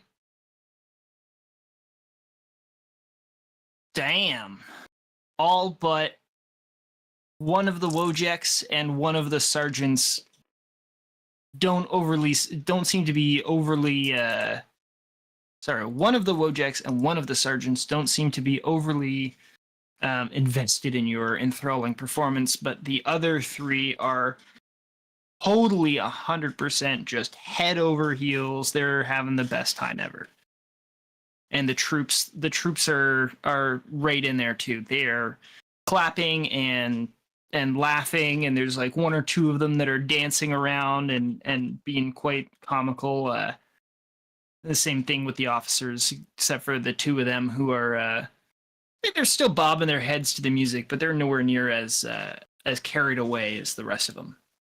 I will bow as the performance ends, and I will say thank you for everything you do for this wonderful city. And I'll return to the ship. Hey! There's a big cheer that comes up from the troops. Hooray! Hey. Neat. Does anybody else have anything they'd like to do with the few hours of daylight remaining? For the end of the afternoon. For the next hour, anyone affected by it speaks glowingly of me to anyone who speaks to it, and it hinders anyone who opposes me, avoiding violence unless it was already inclined to fight on my behalf. For Awesome. the next hour. For the next hour. I got that. Got that. Message received loud and clear. What time is it? It's early evening. It's to the point where most of the regular working stiffs are heading back from their jobs. When was the events of the Tiamat Temple? Was that like 2 hours ago? Early afternoon. You've been back for a few hours. Carlos was the last to arrive, and at this point in time, he's been back for probably like 30 minutes. Vaz wants to go to the church, however, is reluctant to do so because the events were so early. So we may actually spend the rest of the day on the ship for today. Okay. By morning, we'll probably visit the Bahamut Cathedral again. So ask Bahamut for some advice. So we're going to go ahead and have a couple of prayers on the ship. Are you asking Bahamut for advice on the ship, or are you asking for advice for advice? If I can reach him from the ship, then I will certainly try to do so. You can pray, and what kind of things are you praying? What advice are you praying for? Perhaps it'll be answered. Oh, Heavenly Father. Yeah. What should I do? I have this. What do I do? Praying for guidance. Holy guidance. Yes, I require your assistance, your guidance. I am in need of you. Oh, right now, this dagger of sin that I have. Dagger of sin.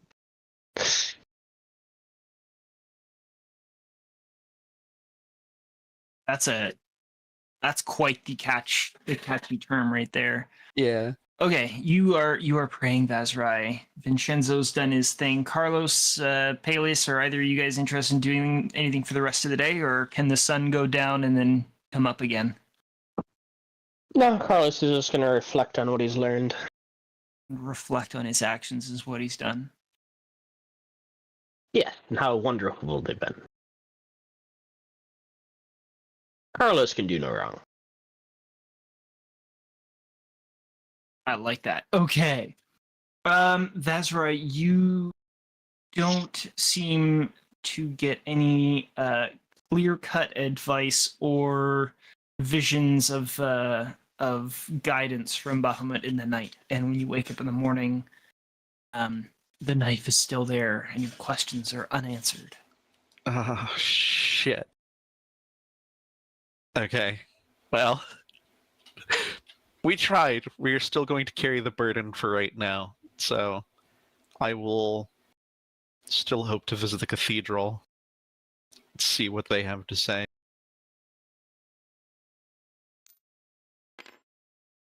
So, are you walking or flying? I'd like to fly if possible. I would imagine the reason why I'm not getting anything from the ship right now is because the conduit isn't as powerful on this ship, so his presence isn't as felt. Interesting. An interesting concept. That is why I need the cathedral. For sure, you can flap up into the air. Just going to quickly check with the other two. What are you two interested in doing when you wake up in the morning? Vazrai is keen and eager to get off to the cathedral. Were there any other places that Carlos could scope out? In relation to the Orzhov? Yeah.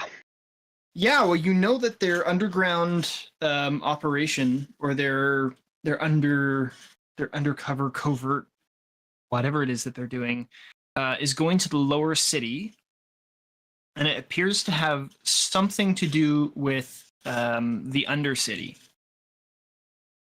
So those are sort of the context clues that you got overhearing the exchanges in Thieves' Camp for actual destinations of whatever they're taking to whatever place.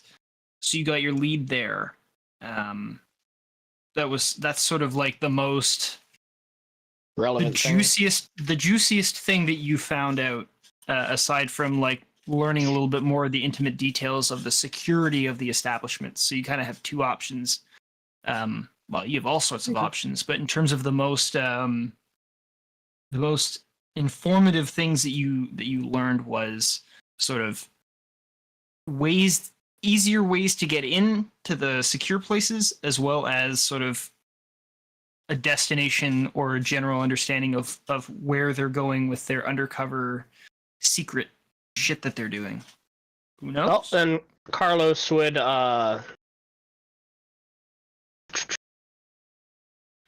change into his disguise, and he would investigate that. All right. And Vin, are you going to the cathedral, or are you going with the three kobolds in a trench coat there? Who's going to the cathedral? Vazrai is flying off to the cathedral. Yep. Oh. On her brand new sexy wings. I love them so much. They're pretty fantastic. Don't you dare miss Spinefall. I will cast Polymorph He's like the goddamn mafia boss. He's like turn into an owl and he's follow her. He's the godfather. Oh, don't you dare. That's pretty cool. This is awesome. You get a little hedgewig companion on your way to the cathedral. And you're gonna go listen to Bahamut's prayers. Actually, let me hold on. Give me a quick minute. Sure.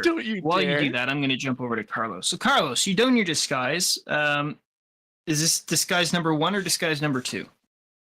It's disguise number 1, but he has both. Yeah, he's got number 2 on standby. Yeah. Roll me a deception for your disguise today, as you put it on fresh. All right. Oh, good roll. So that is 18 plus. You said deception. 18 plus 9 is 27.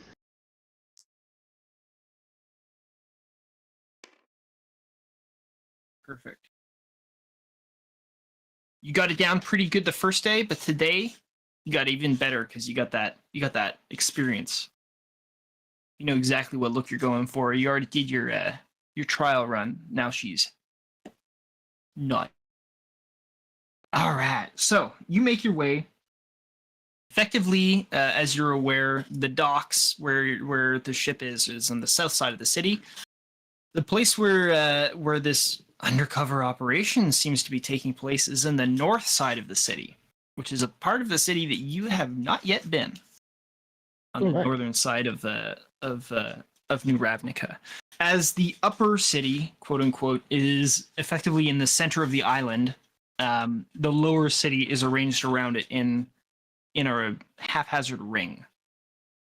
The north side of the lower city, however, contains an even lower portion, and as you make your way through all of the streets and the boulevards, you come across a number of these armored wagons, the Orzhov, and these wagons are making their way to what looks like a massive wall. The way that the upper city, I know I'm sort of bouncing around, but the way that the upper city is divided for the most part from the lower city is a combination of large walls and massive cliff faces. In the lower city, this other wall that you have come in contact with is not quite as tall as the other upper ring city walls, and it also seems to be disappearing into a vast yawning chasm that is nestled in between the ring of the lower city and the ring of the upper city. In the center of this wall, what looks to be some sort of a massive elevator or cargo lift or otherwise some massive mechanical means of getting down into said vast chasm. And this is where the armored wagons appear to be going. Okay. Is there, so this, so it's like a lift, right? Yeah, but we're talking like, for lack of a better term, and analogy-wise, it's like 40K Hive City elevator, not... so it's like not gigantic. not Walmart elevator. We're talking about... So would I be able to like... Is it restricted or can anyone go on it? I guess we'll have to find out. You've seen all of this from a distance, giving you the opportunity to take whatever action you so choose. So if you want to go up and try your luck. Have I seen anyone other than like the armored wagons and like their guards get on the elevator? So roll me perception. Sure. I'm good at that.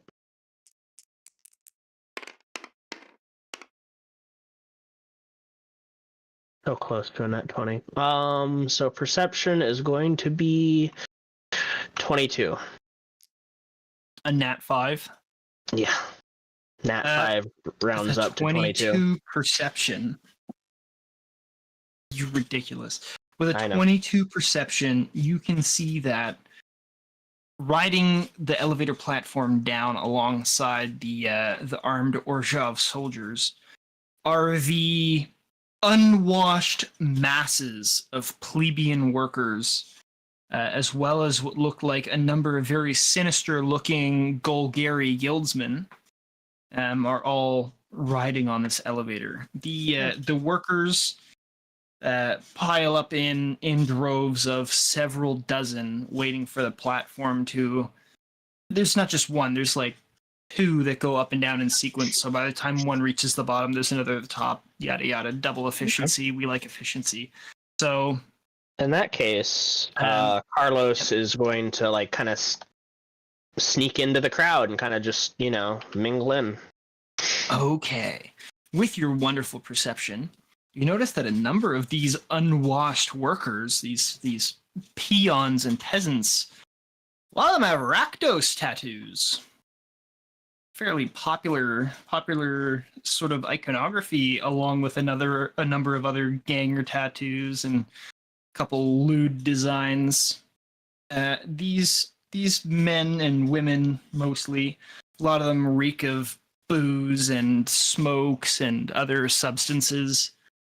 shaking off hangovers and just generally not looking like they're having the greatest time as they prepare to dump into the Undercity. Now, you are on the platform with them, if I understand. Yes. Nobody stops you from getting on this platform. Hell yeah. You find yourself waiting patiently on the far left side of this platform, this elevator platform as it descends. On the far right side are 2 wagons of the Orzhov. They are escorted by their packed knights who are dressed in their full regal plate armor. And the wagons themselves are being pulled by a small train of homunculi. Closer to your side, not mixed, sorry, but standing slightly apart from the rest of the rabble are a number of, as I mentioned, the Golgari guildsmen. They are Drow.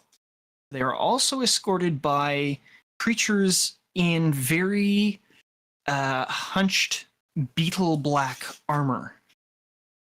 And they mutter and whisper to each other apart from the crowd. It takes a good 10 minutes for this platform to descend down to the bottom. You can tell that the massive wall that rings around this chasm, it descends quite far underneath the ground before tapering away, and you find yourself in the Undercity of New Ravnica. It is dimly lit by combinations of glowing mushrooms, hanging globes, and strange floating creatures that give off a faint luminescent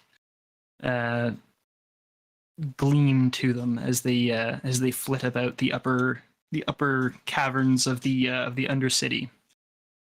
Eventually, finally, the platform arrives at the bottom, and you are urged just by the pressing of bodies in the direction of one of the large tunnels that leads off into the rest of the Undercroft. Now, that doesn't mean you're going to be pushed on forever, but like sort of you get thumped off the platform before eventually you're able to extract yourself from the masses.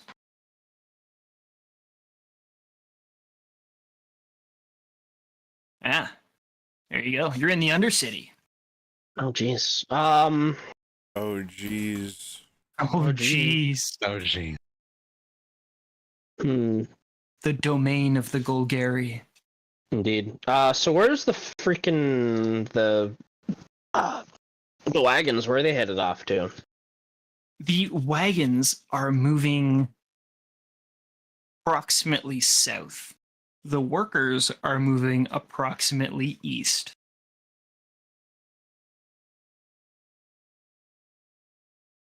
Alright, is there like places I can kind of hide or blend in while following the wagons? Like groups of people kind of idling or stands along the road that he can kind of pretend like he's perusing? Well, you can. So even though it's called an Undercity, it is mostly like old ruins. Oh. Yeah, so the road, quote unquote, is most certainly a road. It's a cleared pathway to take you wherever you need to go. But flanking on all sides of it are like stalactite columns that are the size of small houses. Some of them are actually built or formed out of the foundation of ruined buildings. There are towering columns of fungus that are growing in amongst it. There's all sorts of just ruin around. Old busted sewer pipes. There's cables. There's columns. There's beams. It's a jungle gym out there. So you should be able to blend in with the surroundings. I would do so. Roll me a stealth, sir. Okay. I'm not bad at that. I'm not bad at that, he says, rolling a nat 1. So that is 24. God damn. Okay, you are the knight. Hell yeah. You are most certainly the knight. All right, we're gonna see where this takes us. So the Orja are. What is Vazare's fly speed? I should be 60. I'm not flying Oh. at. I'm not flying at full speed right now. Well, I know it would be 60, just normal. Oh. Okay, thank you. No problem.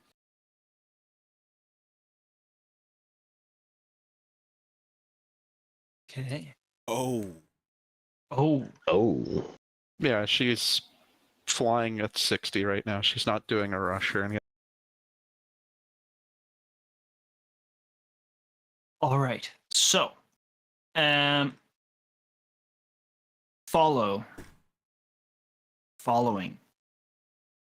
the procession of wagons heads down this broken road through the Undercity, eventually leading into smaller, tighter confines before finally showing up at what seems to be a fortified gate with a number of Drow guards standing out front.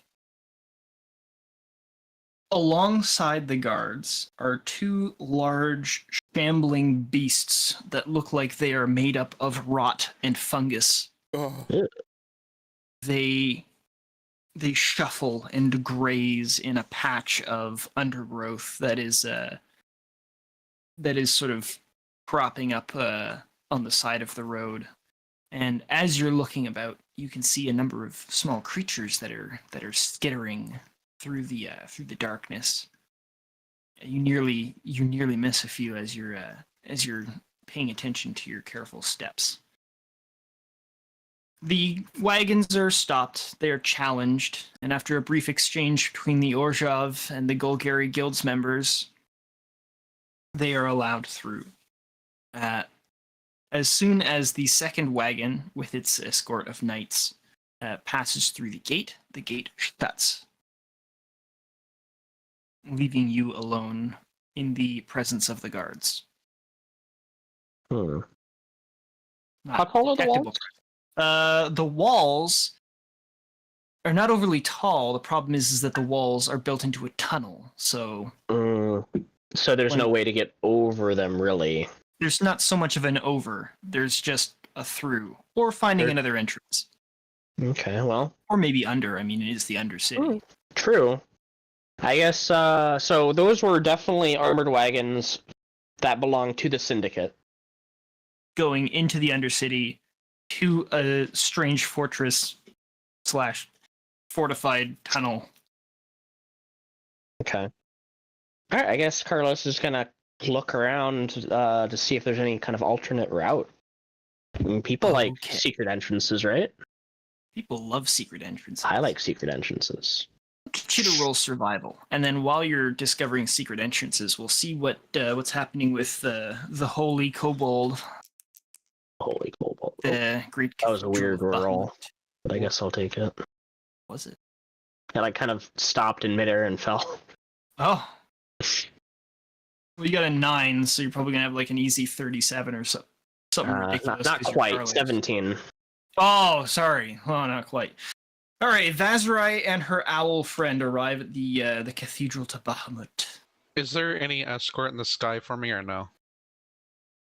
You got up early enough that you missed the angel. However, partway through your flight, a pair of griffins and their riders notice you and flank you and land in the courtyard. And you get a polite chastising to please not take morning flights without supervision. I'm gonna give Vin a chance to do something because I think he wants to try something mid-flight. Yeah, he's an owl. He can do whatever. He can do things. We can pretend that you're mid-flight. I follow Vazarai until she lands. I land at the front of the cathedral. Just kind of enjoying the view of the morning and everything. So it's nice to be able to look at everybody. You all look like ants from down there. Just Nice to be alive. like, Oh my God. Look at all of you. I land on Vazre's shoulder.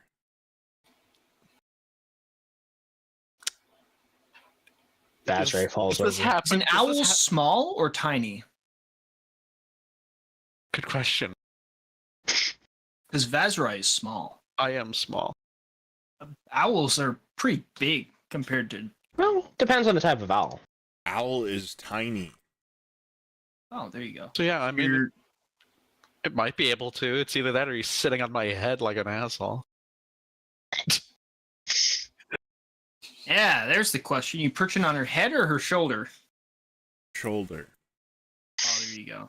Vazrai, incredibly lopsided with just beast of an owl on her shoulder, getting politely chastised by her police escort for dodging the police escort.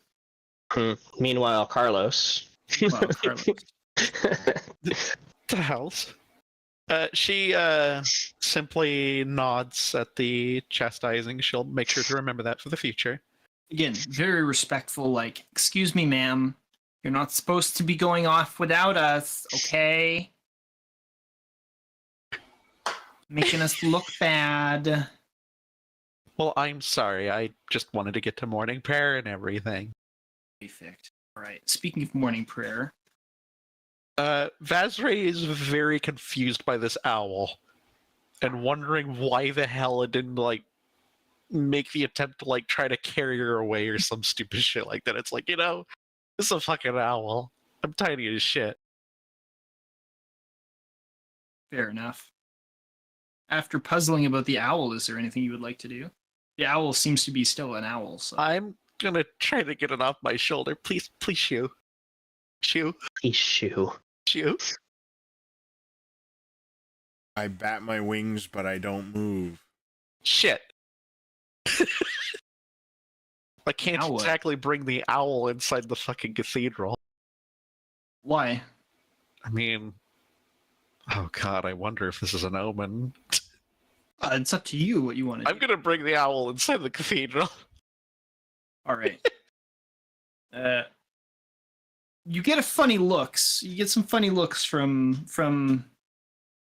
cohorts, but nobody stops you from entering with an owl. I'm still confused by this owl. You have to know it's fucking Vin. Like, You have come on. to. At this point in time, like, you don't have any excuse. I'm gonna do an insight check on the Oh my fucking owl. Do an insight check on the owl. What are you trying to insight? Trying to figure out what the hell's going You're on. trying to determine, like... Fucking Hang on, owl. just let her roll. Okay. Dirty 20. Dirty 20. You have. It's an owl. Who knows what owls do or why? As far as you can tell, the owl seems to be quite content perching on your shoulder. It has no interest in leaving. Does that sound about right, owl? I don't know. What can you insight from an owl? It doesn't have, That's like, it. facial expression. Body That's it. language. Yeah, that's it. I'm taking this owl off my shoulder. I can't do prayer like this. I try to Crunch. take you off. Dig your claws in. Don't give Ah, up. Get off of me. don't give up. Get It's my off of me. perch. I will flutter up into the tall ceiling of the cathedral. Oh, Fuck yeah. oh, damn it. It. Who let that owl in here? Are Oh, you looking at Vazrai? I. It What would do you leave about me that, alone. Vaz? It would leave me alone. Conveniently, the owl is now amongst a shit ton of kobolds. I've accidentally let the owl in the house. All right. Now that I'm here, I'm going to try and attempt to commune again with Bahamut, or at least make the attempts to, hopefully Finn not interfering. Okay. once again asking for guidance on my situation.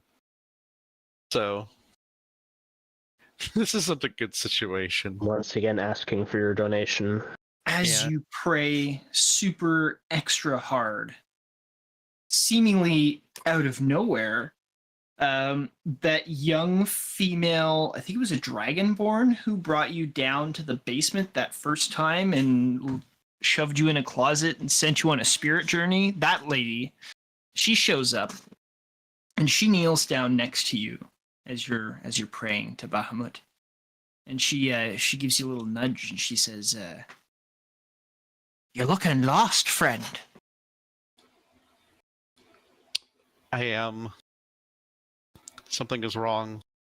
Pray, tell me, what is your concerns? I carry an evil thing upon me. Oh, go. No.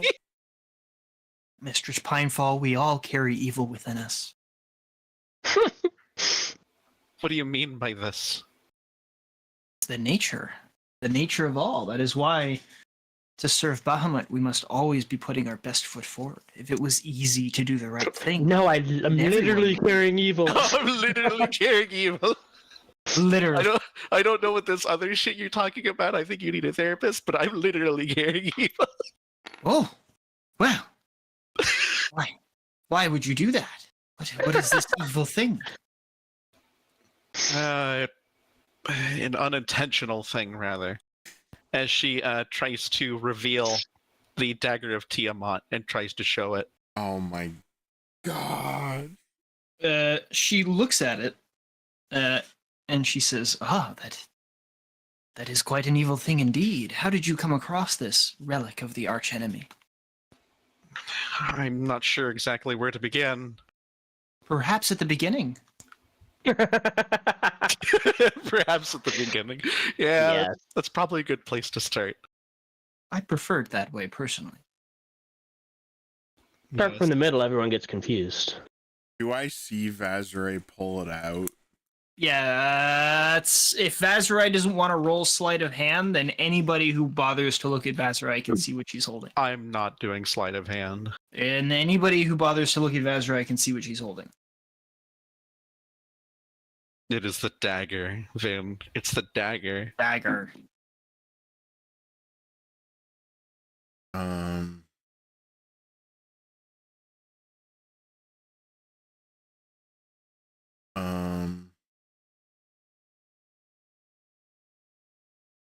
Are there like beams? Is this a post and beam construction? You ever seen like a Parisian French cathedral, like that big fancy one, Notre Dame? A flying buttress Yeah, there's tons of that shit. on the inside? It's a European cathedral. So imagine the inside of that. You have all sorts of lovely spots. There's flying buttresses on the inside?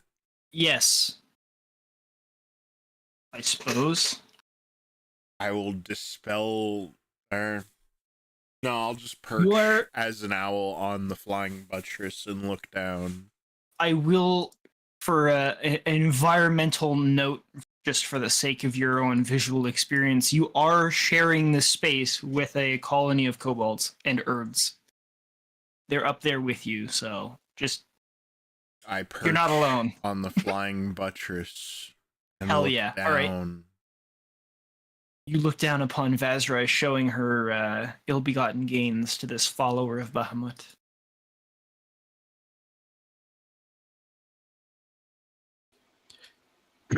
Yes, I suppose I should start from the beginning. I had the intention to visit the temple of Tiamat to see what is going on over there with the others, you could say. It's so strange to see this situation between us neutral. So, I went there to go and see about seeing the fallen mother, and in my attempt to listen to the teachings while remembering Bahamut, a situation had occurred And to put it bluntly, the dagger ended up in my hands. She nods her head and says, "Oh, well, it's a bit of an inconvenience. And did you find your visit was worth it?" I wouldn't even consider it much of a visit. I walked in with my angel guardian, as well as my good king Vinshenzo. And we walked inside. It was very clear that the followers of Tiamat had been hiding things. I'm even more confident that they even have their true temple under that very building. But I'm pretty sure I'm not supposed to know that kind of information. We harbor our own secrets here, Miss Pinefall. Is it that much of a surprise to you that the followers of the disgusted Tiamat would do the same? Not in the slightest. So, let me ask you, what was the true purpose of your visit? To simply see the fallen mother and at least hope that one day she may come back. And now you've She returned might come here with an icon of her unholy majesty. I have.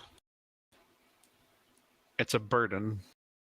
Well, you could simply get rid of it. That is the question. With how the city runs things here, is it simply Bahamut's choosing to dispose of this? Or should it be returned and pretended as though nothing ever happened? Ooh, Is Bahamut's or the city's laws higher in this place? I believe Bahamut brought us to this place to execute his designs. We are agents of his will here. But As am I. as lawful followers and enforcers of peace, we must ensure that we are acting according to the laws of the land. Otherwise, we would quickly find ourselves and the rest of the champions who serve alongside you in hostile, unwelcoming territory, and that would not do good for the designs of the great god king. Then if I was to do right by the land, even though it is thy enemy, I should return this. She gives you a wink, and she said, "Well, what is lost sometimes is best to stay lost. If you very well return it, you could be landing yourself in a spot of bother. Perhaps allowing things to become forgotten may be the best way to go. Oh. But this is only my opinion, and I do not wish to influence your decision-making. If you truly feel as though you have done a wrong here or done a misdeed, then surely returning stolen property would be the lawful thing to do." Tiamat's people could not do anything to Bahamut's if I was to return it. Well, I think at this point in time you're coming up to issues with the law of the land and less of issues of the laws of gods. If somebody of yours or of you have stolen this, then it is the law of the land to be punished for theft. If you return that knife, there's a good chance that you could be the one who's blamed for that treachery. And if they discovered that I was the one that disposed of that without returning, would it not be worse? She shrugs her shoulders, gets up, and pats you on the back and says, "This is a journey of honor that you must embark yourself. Think of the teachings of Bahamut, and let his doctrine guide you in making the correct decision. Think of it as a test, because surely it must be. I must take my leave. I have duties to perform. blessings to you, and I wish you good luck. She pads away to continue doing whatever it was she was doing before, and is just as suddenly as she had appeared, she essentially just disappears again. The Highborn is gone again. Vazri looks to the dagger in her hands, conflicted, and decides to stash it away back to its hiding place. Oh. Speaking of hiding places, Mr. Carlos. Yes. Hello. You rolled a 9, 17, 19, 20, 27, 28? What did you get for your survival? Survival was 17. 17. Okay. Hell yeah. 17. So after a decent search, you find a sewer pipe that is about 15 feet up I'm going to call it a wall, but it's essentially a wall that has been created of centuries of rubble compacting. But there is a giant sewer pipe sticking out that appears to be leading in the same, like in an intersecting course from the gated passage. It appears to be unguarded. Well, it seems it's time to investigate. Yes. Now, as a just out of the context of the game for a minute here, it is going on 10:30 Eastern Standard Time. It is a Friday night. Paelias appears to be asleep, or his microphone isn't working and he's just suffering through us not paying attention to him. I leave it to you guys as the other three human beings that have to be awake for much longer. How are you guys doing? I'm fine. I'm fine. I don't plan on falling asleep until midnight. Goodness. Seeker, how you doing? I know you've had a long work day. How far must I go? That's all I need to know. He be owling up there. All right. Because we're at a good pausing point now, but I'm also good to keep going if you guys want to press on a little bit longer. I'm not going to make the decision without asking what you guys think. I can go either way. How far must I go? That's all I need to know. A little bit farther then. We'll keep going till 11 o'clock, and I think we'll call it there, or a good cliffhanger point if one reveals itself. So Carlos, in this tunnel. Yes. How do you wish to approach this? Carefully. Okay.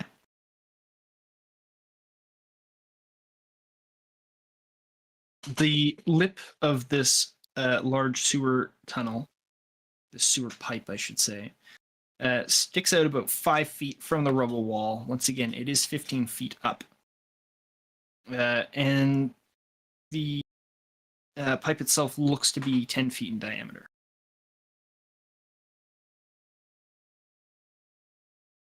How you said it was 15 feet up? I'm sorry. 15 feet up in the air. Well, 15 feet up high. 5 feet out of the wall, so you got like a lip of 5 feet. And then the pipe itself is a 10-foot diameter pipe. Pretty big pipe. Okay, well, I guess it's time to try to climb, I guess. Time to try to climb. You don't have any natural climbing speed, so I believe that would be an athletics check. I can do an athletics check. Oh, yes. Hell yeah. Okay, so that's 13 plus 6 is 19. 19. Luckily, this compacted rubble wall affords many handholds for the experienced climber, and you were able to get yourself up to the pipe. No issues whatsoever, and you're now perching on top of the outer lip. I gaze inside. It's dark. Luckily, you got dark vision. Hell yeah. The pipe leads up at a gentle angle and disappears into the mists of the depths of your vision. Roll me perception. I will do so.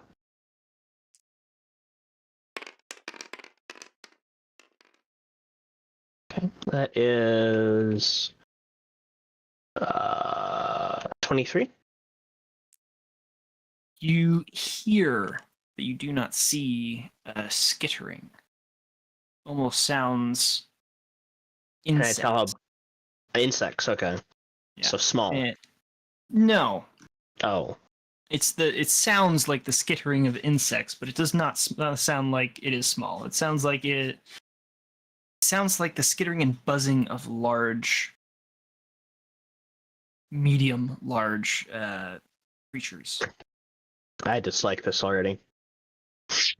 You can't see them. You just hear it sort of like faintly echoing out of the pipe. Yeah, but I dislike it. Oh, sure. I would too, personally. Good. As long as we're in agreement. Yeah.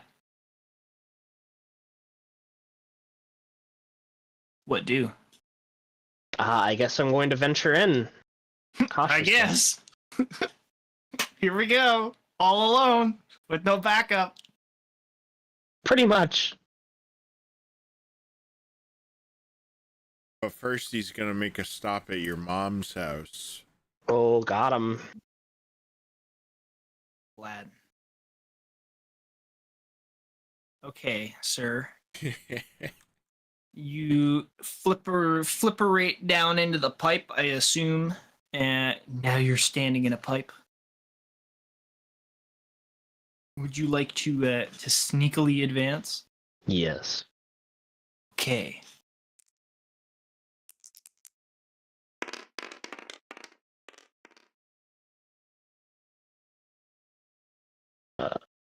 Unnatural 20. Unnatural 20. Swift and silent like the night itself, you proceed up the tunnel. As you advance, the skittering and the soft buzzing, it doesn't grow louder so much as it grows clearer, and now you can clearly identify that there are some pretty big bugs. And as you advance closer still, the chittering seems to there's chittering as well, and it seems to actually sound like the call and response of language. Oh. Still the chittering of bugs, but it sounds like bugs that are talking to each other. I take it I don't understand it. Oh, you do not understand it, no. Okay, I was pretty sure already, but never hurts to ask. You reach a T-junction, a horizontal T-junction. You can go left or right. Is the sound coming from both sides? The sound is hard to place. Can I tell anything from looking down either way? Roll me perception. Okay.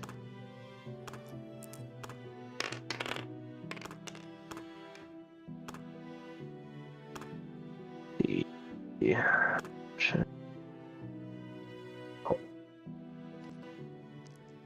27. So the left side tunnel seems to have less noise. The right side tunnel seems to be emanating more noise. A carpet of what looks to be moss slowly begins to grow in volume as you look down the right tunnel. I guess I'm going to check out the left tunnel first. All right. The left tunnel, as you travel down it, begins to descend at a slight angle. As you were first ascending, now you are descending. Ow! Why are you doing that? Am I aware of what general direction it's going, like towards the gate, away from the gate, perpendicular to the gate, or I guess parallel? So when you had first started going up the tunnel, going in the tunnel from where you entered, it was moving perpendicular to the big ass fortified entrance. You are now. If you were to think of it as. Am I moving closer or further away from where I saw the entrance? You feel as though you were moving in the direction to actually like get to the entrance itself. I can work with that. Yeah, you feel as though if you were to keep going down this tunnel and it was not to change direction, likely you would arrive at the gate itself. Got it. It's kind of the direction you feel like you're going. Anyway, so you're descending. You walk down this tunnel, and there's still a little bit of buzzing. And as you continue to creep along, you also hear some of the rustling and wet, meaty slappening of those hulking monstrosity things that were at that gate. Please, no. Slowly in the distance.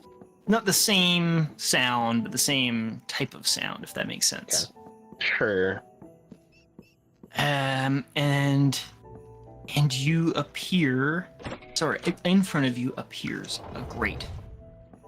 A grate? Massive, yes, a massive grate that bars your progress.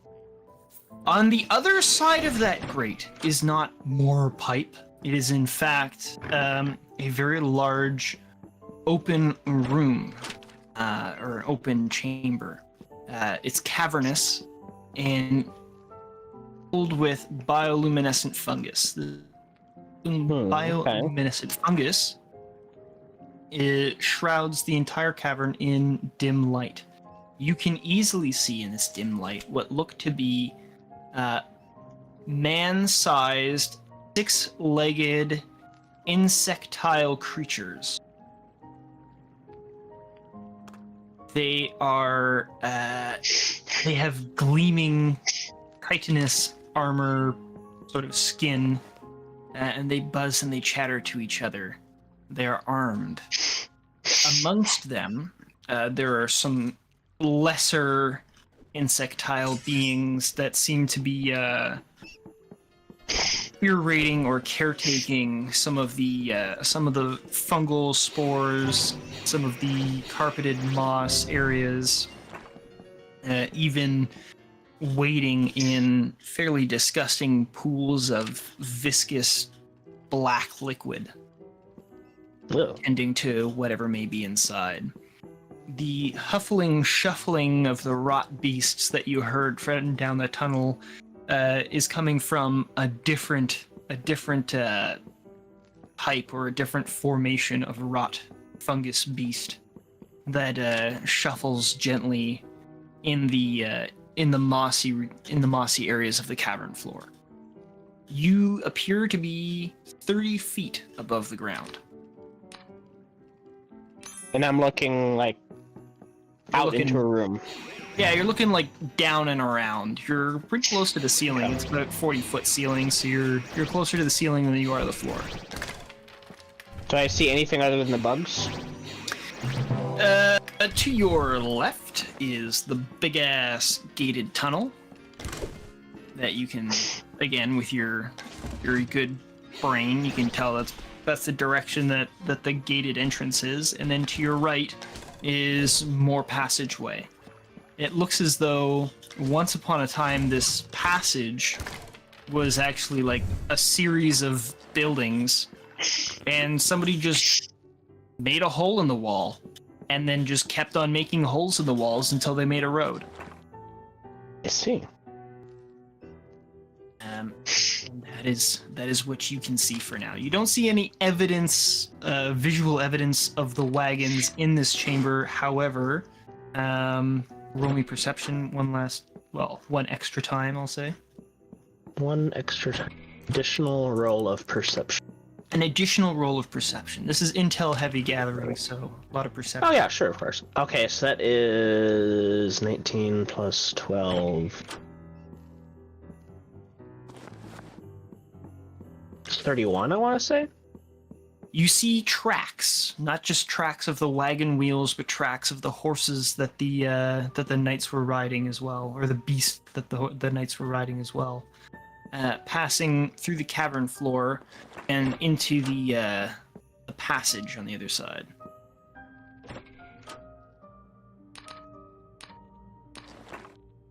Can I say that one more time? You can see evidence that the wagons have passed through here. And they're going deeper in, to my right. Deeper in, yeah, to your right. How many bugs are down there? Dozen of the armed ones, and then five of the unarmed ones, and you got 2 rot beasts. And how big were they again? The rot beasts or the insects? Yes.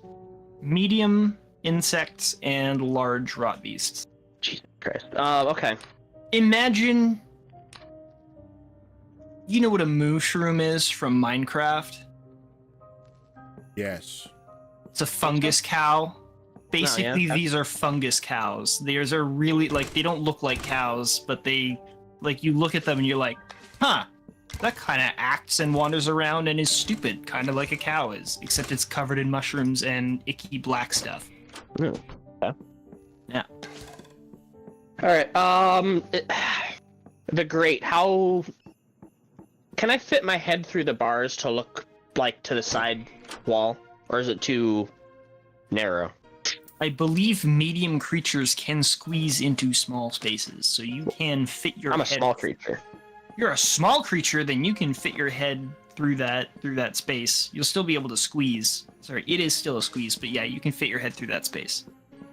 Alright, I want to look to the walls, and I want to see, like, are they smooth, or do they have handholds? Would I be able to, like, crawl along the side of the wall to avoid the bugs?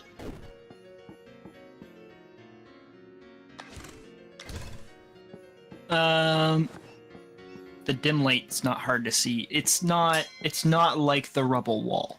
It looks like this has been, like, the stone has been melted or otherwise, like, eaten away or acided away, or something has like, it's smooth, organic stone walls.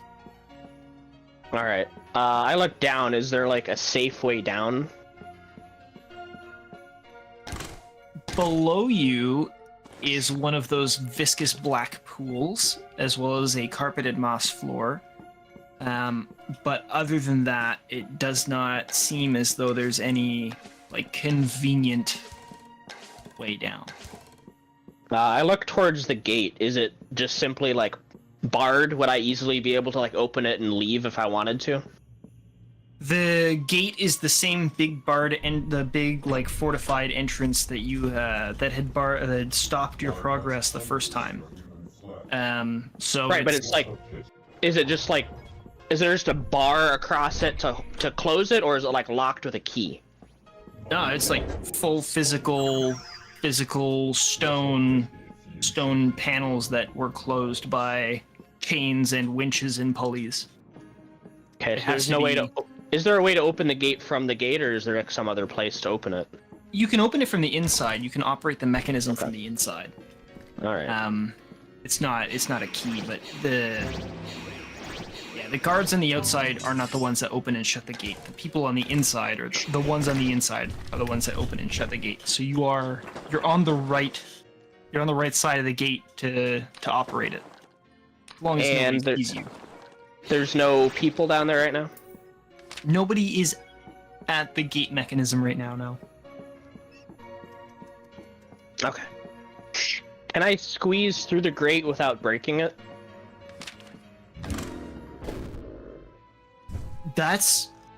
Man, I really hope you could. That'd be great if you did. Shut up. I guess we'll have to find out together.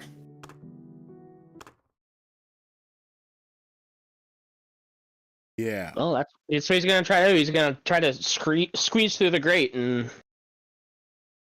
get to the other side. Perfect. All right. I'm gonna get you to roll me an acrobatics check. Makes sense. Contorting myself to get through. And not immediately falling after you get Yes. through too. without breaking that gate. Lots of right. things. 25. Shit, that's pretty good. I'd say you can get her done. You get on the other side of the gate. Or the grate. You don't break anything, and you've also ensured that you have a solid handhold to not immediately plummet to your injury. Don't want to snap our ankles here. That'd be rude. So you are now successfully attached to the grate. All right. And there's no like way to get down that wouldn't injure myself if I just fell, right? You could jump into the pool of black water, black liquid. You could try and land on the moss carpet. Maybe if you were really lucky, you could go down the wall. I was just like when you asked about the wall on the way down, there's no easy, like very obvious set of broken rubble things stuck at the wall that you can just bounce down. There's no climbing puzzle. Very obvious Mario Party way down. Right. You might have to get creative or roll lucky. Well, if it's an acrobatics roll, I got it, but he's pretty lucky. You're pretty lucky. At the end of the day, what would Carlos do? That's the real question. Are the bugs like kind of clustered around the middle, or are they spread out? Are they against the walls? The bugs are spread out, but they are not spread out hugely. So looks like they're keeping to a maximum of like 60 feet from each other. So as the little, we'll call them like the little worker bees, are doing their job, like the warriors stretch out and compress their haphazard formation to ensure that they're always within a close enough distance to them. Okay. Well, just to be safe, Carlos is going to kind of throw himself along the wall, like towards where the wagons went to, and he's going to cast his one use of Featherfall and just kind of glide down, like, alongside the wall towards where the wagons left. Oh, heck yeah. So you're going deeper in, not going back out. You're going deeper in. I'm going deeper. He's going. I haven't gone this deep since I got turned into a kobold. It's true. Yeah, whenever you infiltrate secure areas, good things happen. Well, I'm a lot better now. This time. I'm better now because I'm a kobold. Oh god, you know what's gonna happen? I know exactly what's gonna happen. He's gonna accidentally touch a portal and fall into the abyss. No, oh, wait, sorry, he's gonna eventually get captured. He's gonna get picked up by like one guy or something like that because he's a small creature.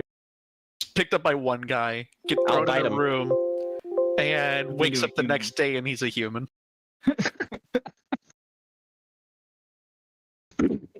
Haha, we've experimented on this kobold. He's a human now. Yeah, I'm a dwarf.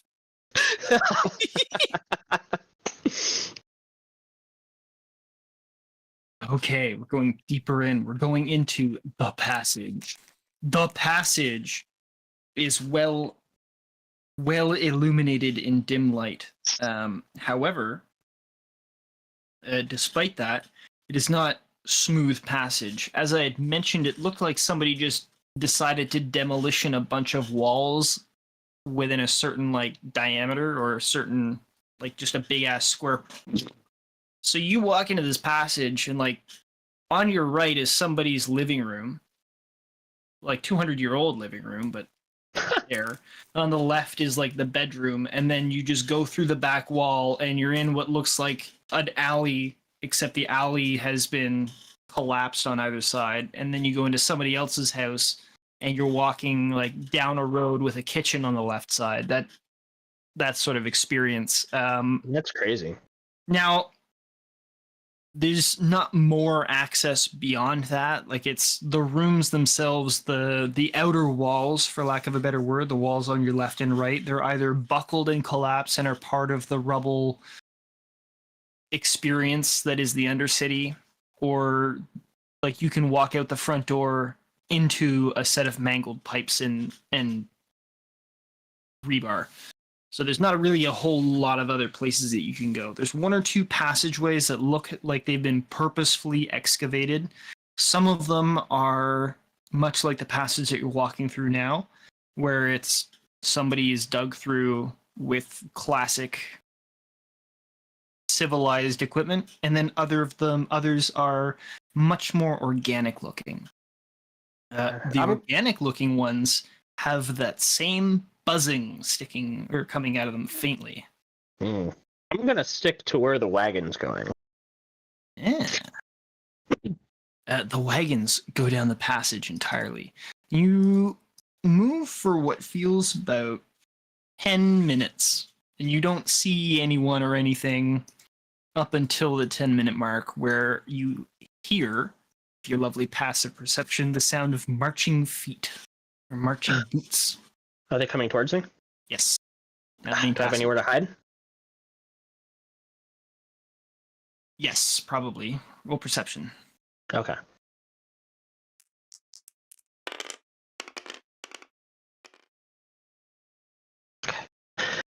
Decent. All right, so that's 26. Damn. 26 is pretty friggin' good. So the house that you're walking through right now has a couple of small rooms that have been fused together thanks to this passage building. And there's some old furniture that still exists in those rooms that provides a little line of sight cover. Nice. Is there any furniture that I can crawl under and then keep eyes on the passage? There is a desk with a fairly ancient-looking, threadbare. What those cloth covers are. I'm not a woman. That thing, that tablecloth. That's what it is. It's more. It looks more like it's a giant cobweb at this point, with how ancient and like faded to time it is. But that's the best you got for something you could hide under but still look through. Okay. I guess I'll go with that. Stealth. You gotta do a stealth roll. Stealth. Is the drape purple? If it's not purple, I might be screwed. 20, unnatural 20. Unnatural 20. All right. Let's see what these. Wait, hold on. Sorry, I read the wrong one. It's 23. I was looking at survival, not stealth.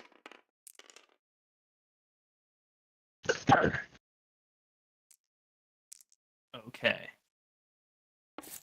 A column of Drow soldiers marching in twos makes their way up the passage. They are in the.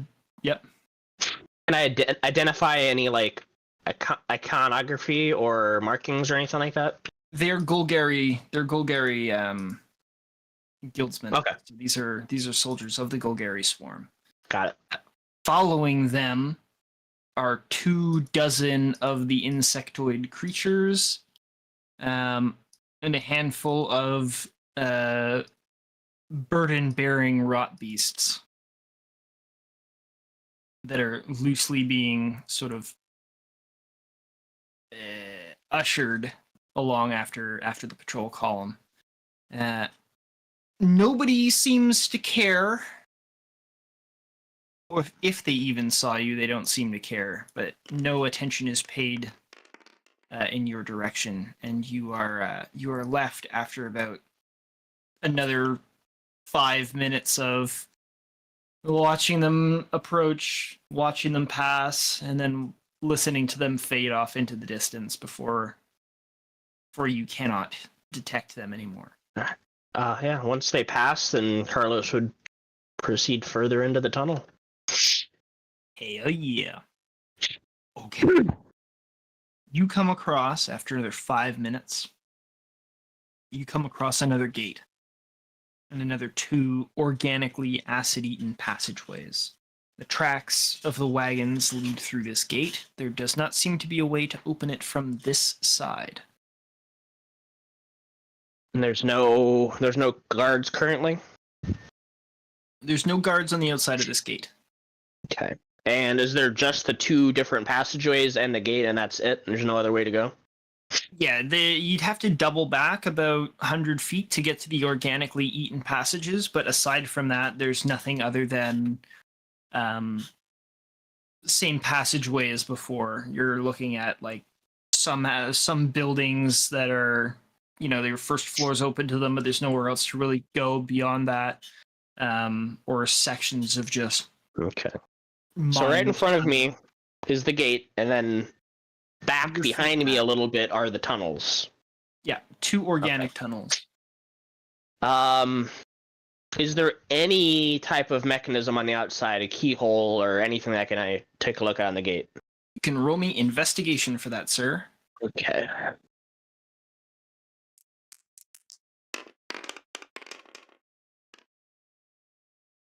Whatever. So that is 17. 17. Okay. You notice that there is a message in Thieves' Cant. Oh, I read it.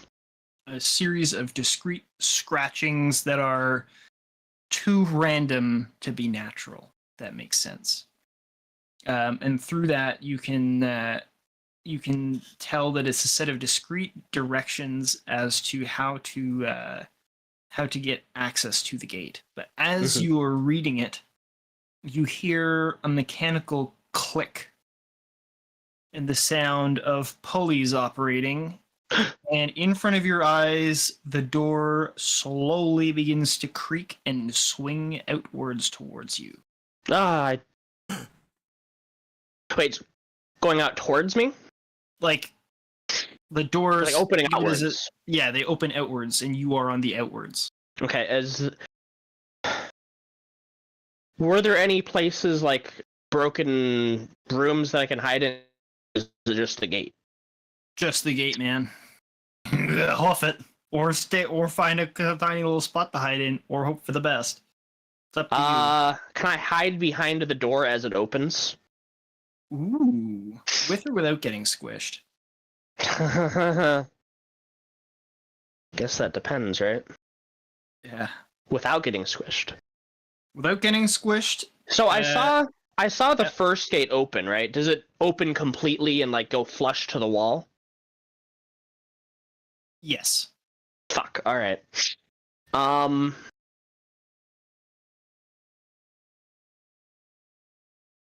Is there like a corner I can try to hide in off to the side? You got your big tunnels that are a distance back, and you know that there's also some openings a distance back, like a little bit closer to you. But right now you're in a passageway that's about 60 feet of solid just passage. Got it. About how much time do I have before the gate is open enough for someone to like look through it at a standing height?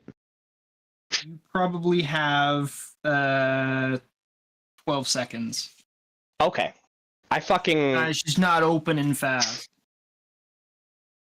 It's not opening fast. So I got about 12 seconds. I can move about... Normally I can move 40 feet per 6 seconds. And you said it's only 60 feet back to find a hiding place? Yeah, you can get back pretty quick. Okay, yeah, so I'm gonna sneak back since I have time, and I don't want to like have them hear me, and find a hiding spot. Awesome. As you get around the corner, the door opens enough that somebody can look through. And nothing happens in terms of there's no shouts of alarm, there's no cries of astonishment. Oh. And then after a few more seconds, you hear the sound of wagon wheels rattle-tattling on the the uneven stone floor of the passageway, and the clump of cloven horseshoed hooves. As 2 sets of wagons with escort begin traveling up the passage. Okay. Can I tell? I'm gonna wait until I can tell. Are the escorts in the front or the rear of the wagon? Are you listening with your ears or looking with your eyes? I'd be looking, just peering around the corner carefully. Tasting. Give me a stealth roll and then give me a perception roll. Let's see how sneakily you're doing this in exactly what you see while you're doing this sneakily. Hopefully sneakily. Sneakily, my sneak is unnatural 20. Oh, My perception is 37. 22. Oh, I actually rolled really poorly. not as poorly as other things could be maybe potentially rolling. So there are 2 escorts in the front of the entire procession, and there are 2 escorts in the back, not including the homunculi trains because we don't count them in people. They were, but they're not anymore. Is there? Yeah. So this is what Carlos would want to try to do here. He would want to wait for the front guards to go by so that they couldn't see anymore. Then he'd want to crawl under the wagon and hold onto it from underneath and basically ride it out. Would he be able to do that without being seen from the rear guards? Theoretically, the plan is sound. I say theoretically because, of course, execution and theory are 2 different things. It is a sound plan. Guards are spaced in such a way that you should be able to do that as long as you don't mess up. Okay, Carlos is going to try that. He has some information now. He knows where they're going, and he doesn't want to get in too deep yet. Okay. And this seems like a good way to get out without having to try to navigate bugs and get through gates and stuff. For certain. Okay, so in my mind's eye, you're hiding around the corner of a wall, and you're peeking out, and you're watching these guys come through. So again, this is my mind's eye. As soon as they start walking past the wall that you're hiding behind, you're in plain sight. So what we're gonna do is we're gonna start with a stealth roll. Okay. As the carts pass, we're gonna do acrobatics to get you under the cart, and then we're gonna do athletics for. Then we're gonna do sleight of hand for getting you into the cart itself. Stealth, I rolled a 28. Deadly. Acrobatics, I roll a 30. Okay.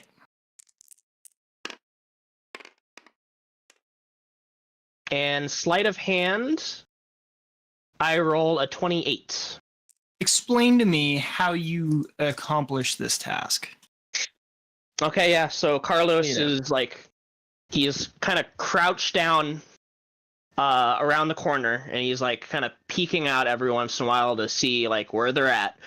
And then when they get a little bit closer, he's going to back away from the corner just a bit, maybe in a few feet, and he's going to wait for the first guards to pass by so that they won't be able to see him out of the corner of their eye anymore. And then he's going to quickly dash forward, kind of do a diving roll under the wagon.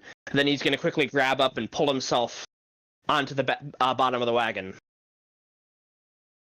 I like it.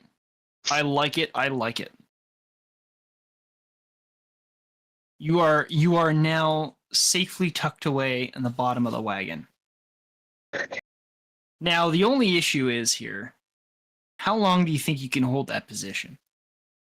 That's a good question. I guess we'll find out. I guess we'll find out. We're gonna get you down the passageway. They're moving at essentially walking speed. So you puttered around for about 10 minutes in this passage of walking. And then I think it was 5 minutes, of 15 minutes of bracing. Is gonna. And I take it that front with entry. with my sleight of hand, I probably found a pretty good way to lodge myself up there, maybe to like reduce my fatigue, right? Yeah. Maybe it's a way that I can get like my feet or my toes into something and push my arms out and maybe even use my tail, you know? All that good stuff, which means what we're going to do is we're going to roll for exhaustion, which is a really, which is a fairly good thing. Bitch. Fuck you. Not you. Oh, okay. Then carry on. That's just a constitution roll, right? And it's like Saving 10. throw. I got 11. Okay, you're good. You're fine. You make it to the front gate. You hear the barrier open. You hear the chittering of the bugs. You smell the stench of the rot beasts. You hear the quibbed words of the Golgari guards on the outside. And now, I mean, you can't smell the fresh air because this is the Undercity. There is no air that is fresh, but you can smell the less stagnant air of the outer confines of the Undercity. You are out of the secure Golgari confines. Still under the wagon, but you made it out.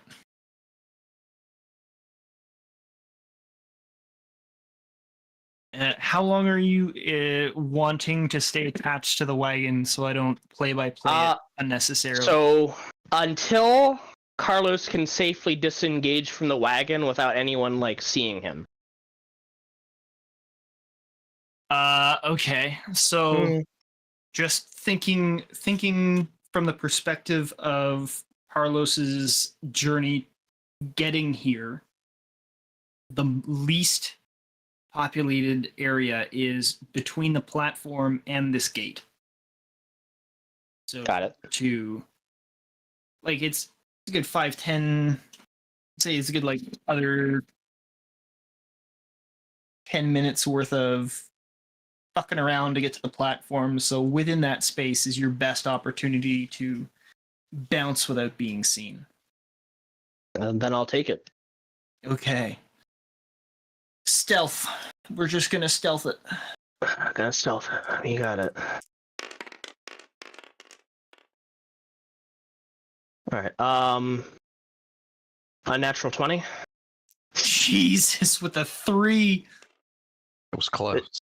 Carlos is made for this stuff. I know, that's what I love. Not a complaint. You easily drop yourself and shuffle to a position where the escorts in the rear can't tell that you are even part of this entire escapade, and you are now free from the watchful gaze of the convoy. All right, Carlos is gonna find a nice secluded area, and he's gonna rest for a bit, like 10 minutes. He's gonna rest for like 10 minutes. Okay. After the 10 minutes. Then he's going to proceed back to the lift, and if there's like a group like waiting to get on, he'll kind of intermingle himself and go up. And once he's done with that, he'll probably head back to the ship. For sure, certainly. So you get to the platform. There are a couple people who are looking to get on the platform to head back up to the city proper, including 2 Orzhov armored wagons with escort and homunculi. What a coincidence! They don't give a shit about you because you're just rabble. Yeah, because you're well disguised. And you make it up to the Overcity, and consequently back to the ship. Carlos super spy. Hell yeah! Now, Vinshenzo and Vazrai, we're gonna finish up with the 2 of you, and then we'll call it there. Okay. So we left with Vinshenzo perched on a flying buttress, and Vazrai being left to puzzle the knife, the mysteries of the blade. While Vinshenzo was perching on, she was studying the blade. I will continue following Vazrai.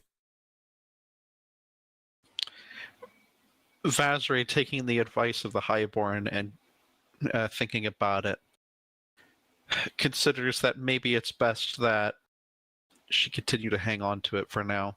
Keep it hidden. Keep it safe. So, yeah. She's not going to dispose of it. And after that prayer, thinking that she found better resolution for right now, is going to get up and is going to walk back out, having done her prayer. And she's going to see about heading back to the ship to see if she can go find the others. 2 Skyjack riders are hanging out, waiting for you. And as they see you exit the cathedral, they ask where you would like to go next. And if you mentioned... I'd like to return back to the ship for the time being. I wish to speak to my crew.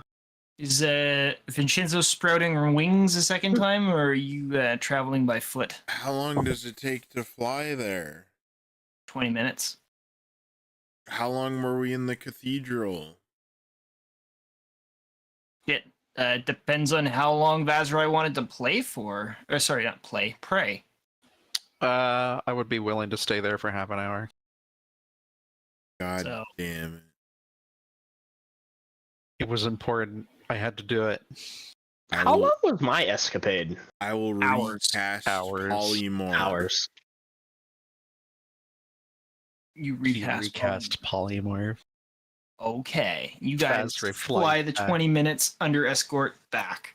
Several hours later, Carlos Santiago returns to the ship. Yes. It is I, Carlos Santiago.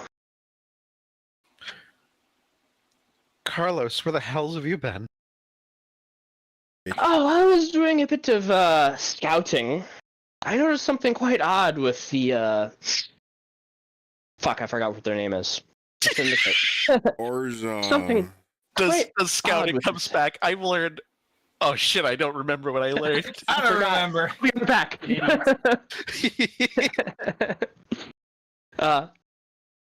Anyway, discover the Syndicate. I'm not sure why yet. I'm still working on that. But they're sending armored wagons down to the consortium in the Undercity. I was able to get pretty deep into their complex, and I'm pretty sure I have a way through the gate if I return. But I felt like I was getting a little deep, and I wanted to let you guys know what I had discovered before I return. Oh, I would have come with you, Carlos, if I knew where you were going off to. Well, you can always come with me on my return, but you will have to be in disguise, one way or another. The Drow will accept me. Vinshenzo, it's not about them accepting you. It's about being able to travel without all these eyes upon us. They wish to be free of this place anyway, to be ruled You're- by another Drow. You're not entirely wrong. I had this owl kept following me. An owl, you say, as Carlos looks at Vinshenzo. Yes, it seems this city is full of How strange does things. Carlos know? Because Carlos just assumes that some kind of weird animal hanging around is gonna be Vinshenzo. Vincenzo. He's seen Vinshenzo change into an animal so many fucking times. Like that 5 times total. That's a lot for someone turning into an animal. Yeah. All right. That's a fair point. Okay, you're a kobold. Should I just assume all kobolds are Carlos? That's That'd be racist. racist. I already do. I don't count as Carlos. I don't wear the hat. What Carlos doesn't know is that Vinshenzo greets everyone like Carlos. That's a kobold because he just thinks that it's Carlos. Mr. Santiago. Oh, no, wrong one. Sorry, it's difficult to tell you guys apart. You're so replaceable. You all look the same. Damn. Damn. Anyway, I'm sure that we can find something inside there that can help the church with their little trouble with the syndicate. Yes, and then we should bring all the Drow back to Sanctuary Isle. That's up to you, of course. If they, up to you and them. I care not Then, either are you way. sure that's a good idea? They will love me. Are you sure about that? How do you know they don't already have some matriarch that they swear allegiance to? Better yet, what happens if you take these Drow back and they realize that they think that everyone would be better under a different, form of management? A matriarch that doesn't at least have a seat on the Senate? What's to say they couldn't just simply take power? Surely they would much rather be ruled by a total Drow monarchy. Vazri just simply looks at Carlos, just not really sure about any of this. And those who don't can have their lives fulfilled as slaves. I think we're getting ahead of ourselves. You haven't even spoken to them yet. I think the Drow should stay here. They look like they're happy. Not true. He's spoken to the head of the guild once, who is a Drow lich. Yes. Totally male. But, that's not the point. What are the odds that all the Drow you bring back are liches too? We would not bring As I those saw, didn't back. seem to be liches. City is full of strange things.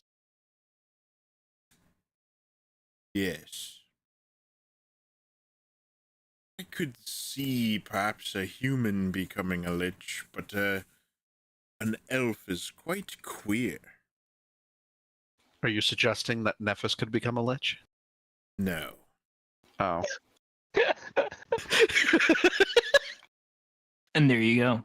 He's far too dull. He's fucked. God damn.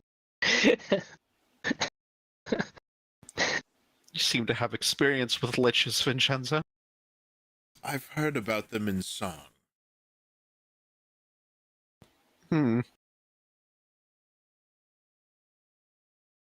I find that songs are most oftentimes exaggerated. Yes. But so was the cavalcade of ridiculousness that was the Senate. True. I cannot disagree.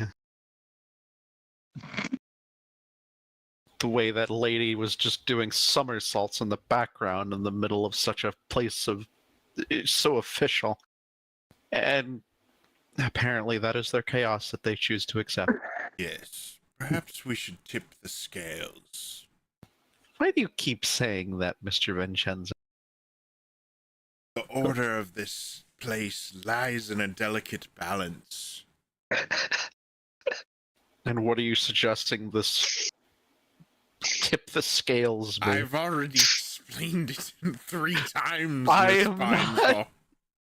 I do not think... never mind. I know you don't. I do not approve of any of this.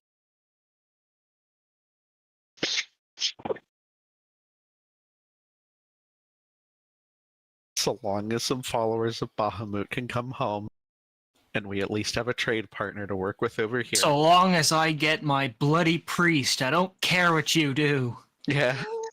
Good fortune can be blessed, and it can be manifested. Unblessed.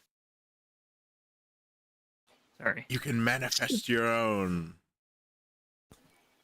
Is that what you call the blade that I happen to carry? Yes. Tamora works in strange ways. A fine gift. It seems a curse has befallen me. A curse. No one's stopping you from dropping it over the side of the ship, Miss Pinefall. I cannot. Would you like me to give it a hurl? No. I could throw it pretty far. I'd rather you please not throw things. I'll throw what I like. Just not this. Very well. You can keep your trinkets. Yes. Yes, I think it's starting to grow on her. She even talked to her congregation and she still holds on to it. Her eyes look to Vin, just slowly look to Vin. Quite curious why a proponent of the Bahamut faith would be so attached to something like this. My king, have you been following me this whole morning? No. It is not a secret where you go, Miss Pinefall. You were the damned owl. Yes. There was no terrible omen, it was simply my king spying on me. I just wanted to see what would happen. What were you concerned that I would do? I simply wanted to know the result. I had no intention of interfering. I had You not know how he realized worries had about so... you. I had not realized you had so much concern about me, my king. Of course, Lady Pinefall, we are good friends. Yes.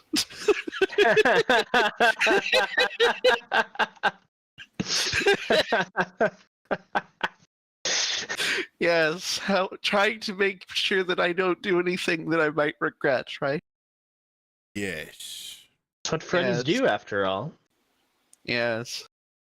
If only I could stop you from Stay giving me close this. to me and you'll keep receiving No. Oh God. I'm not sure. I'm not sure this is doing me any good. Vinshenzo, this is just not. This is not working. This ain't working. No. Are you resigning?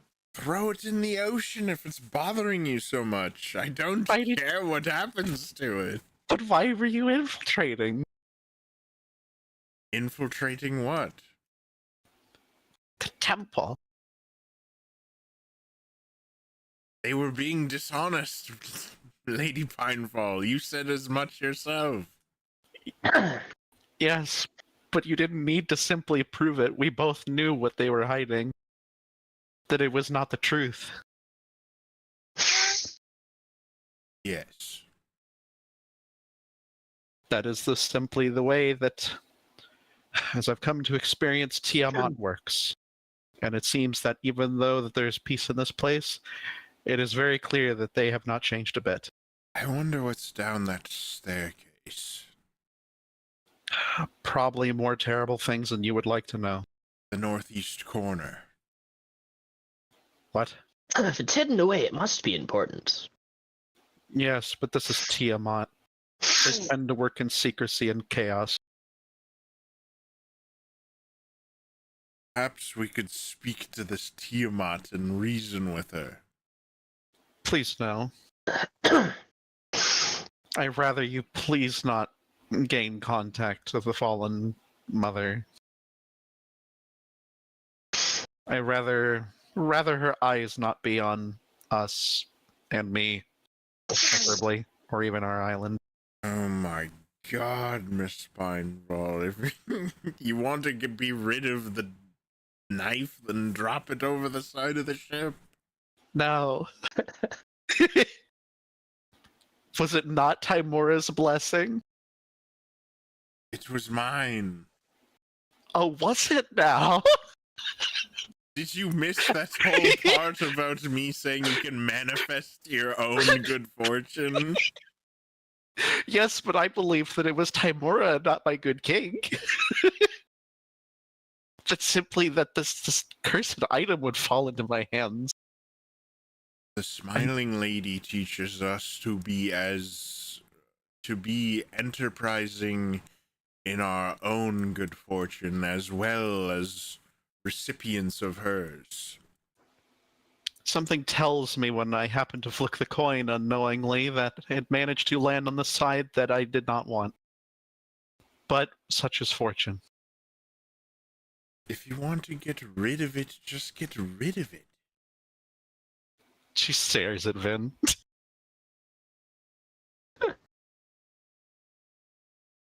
Keep going on and on about this problem of yours when it would take a moment to be solved of it.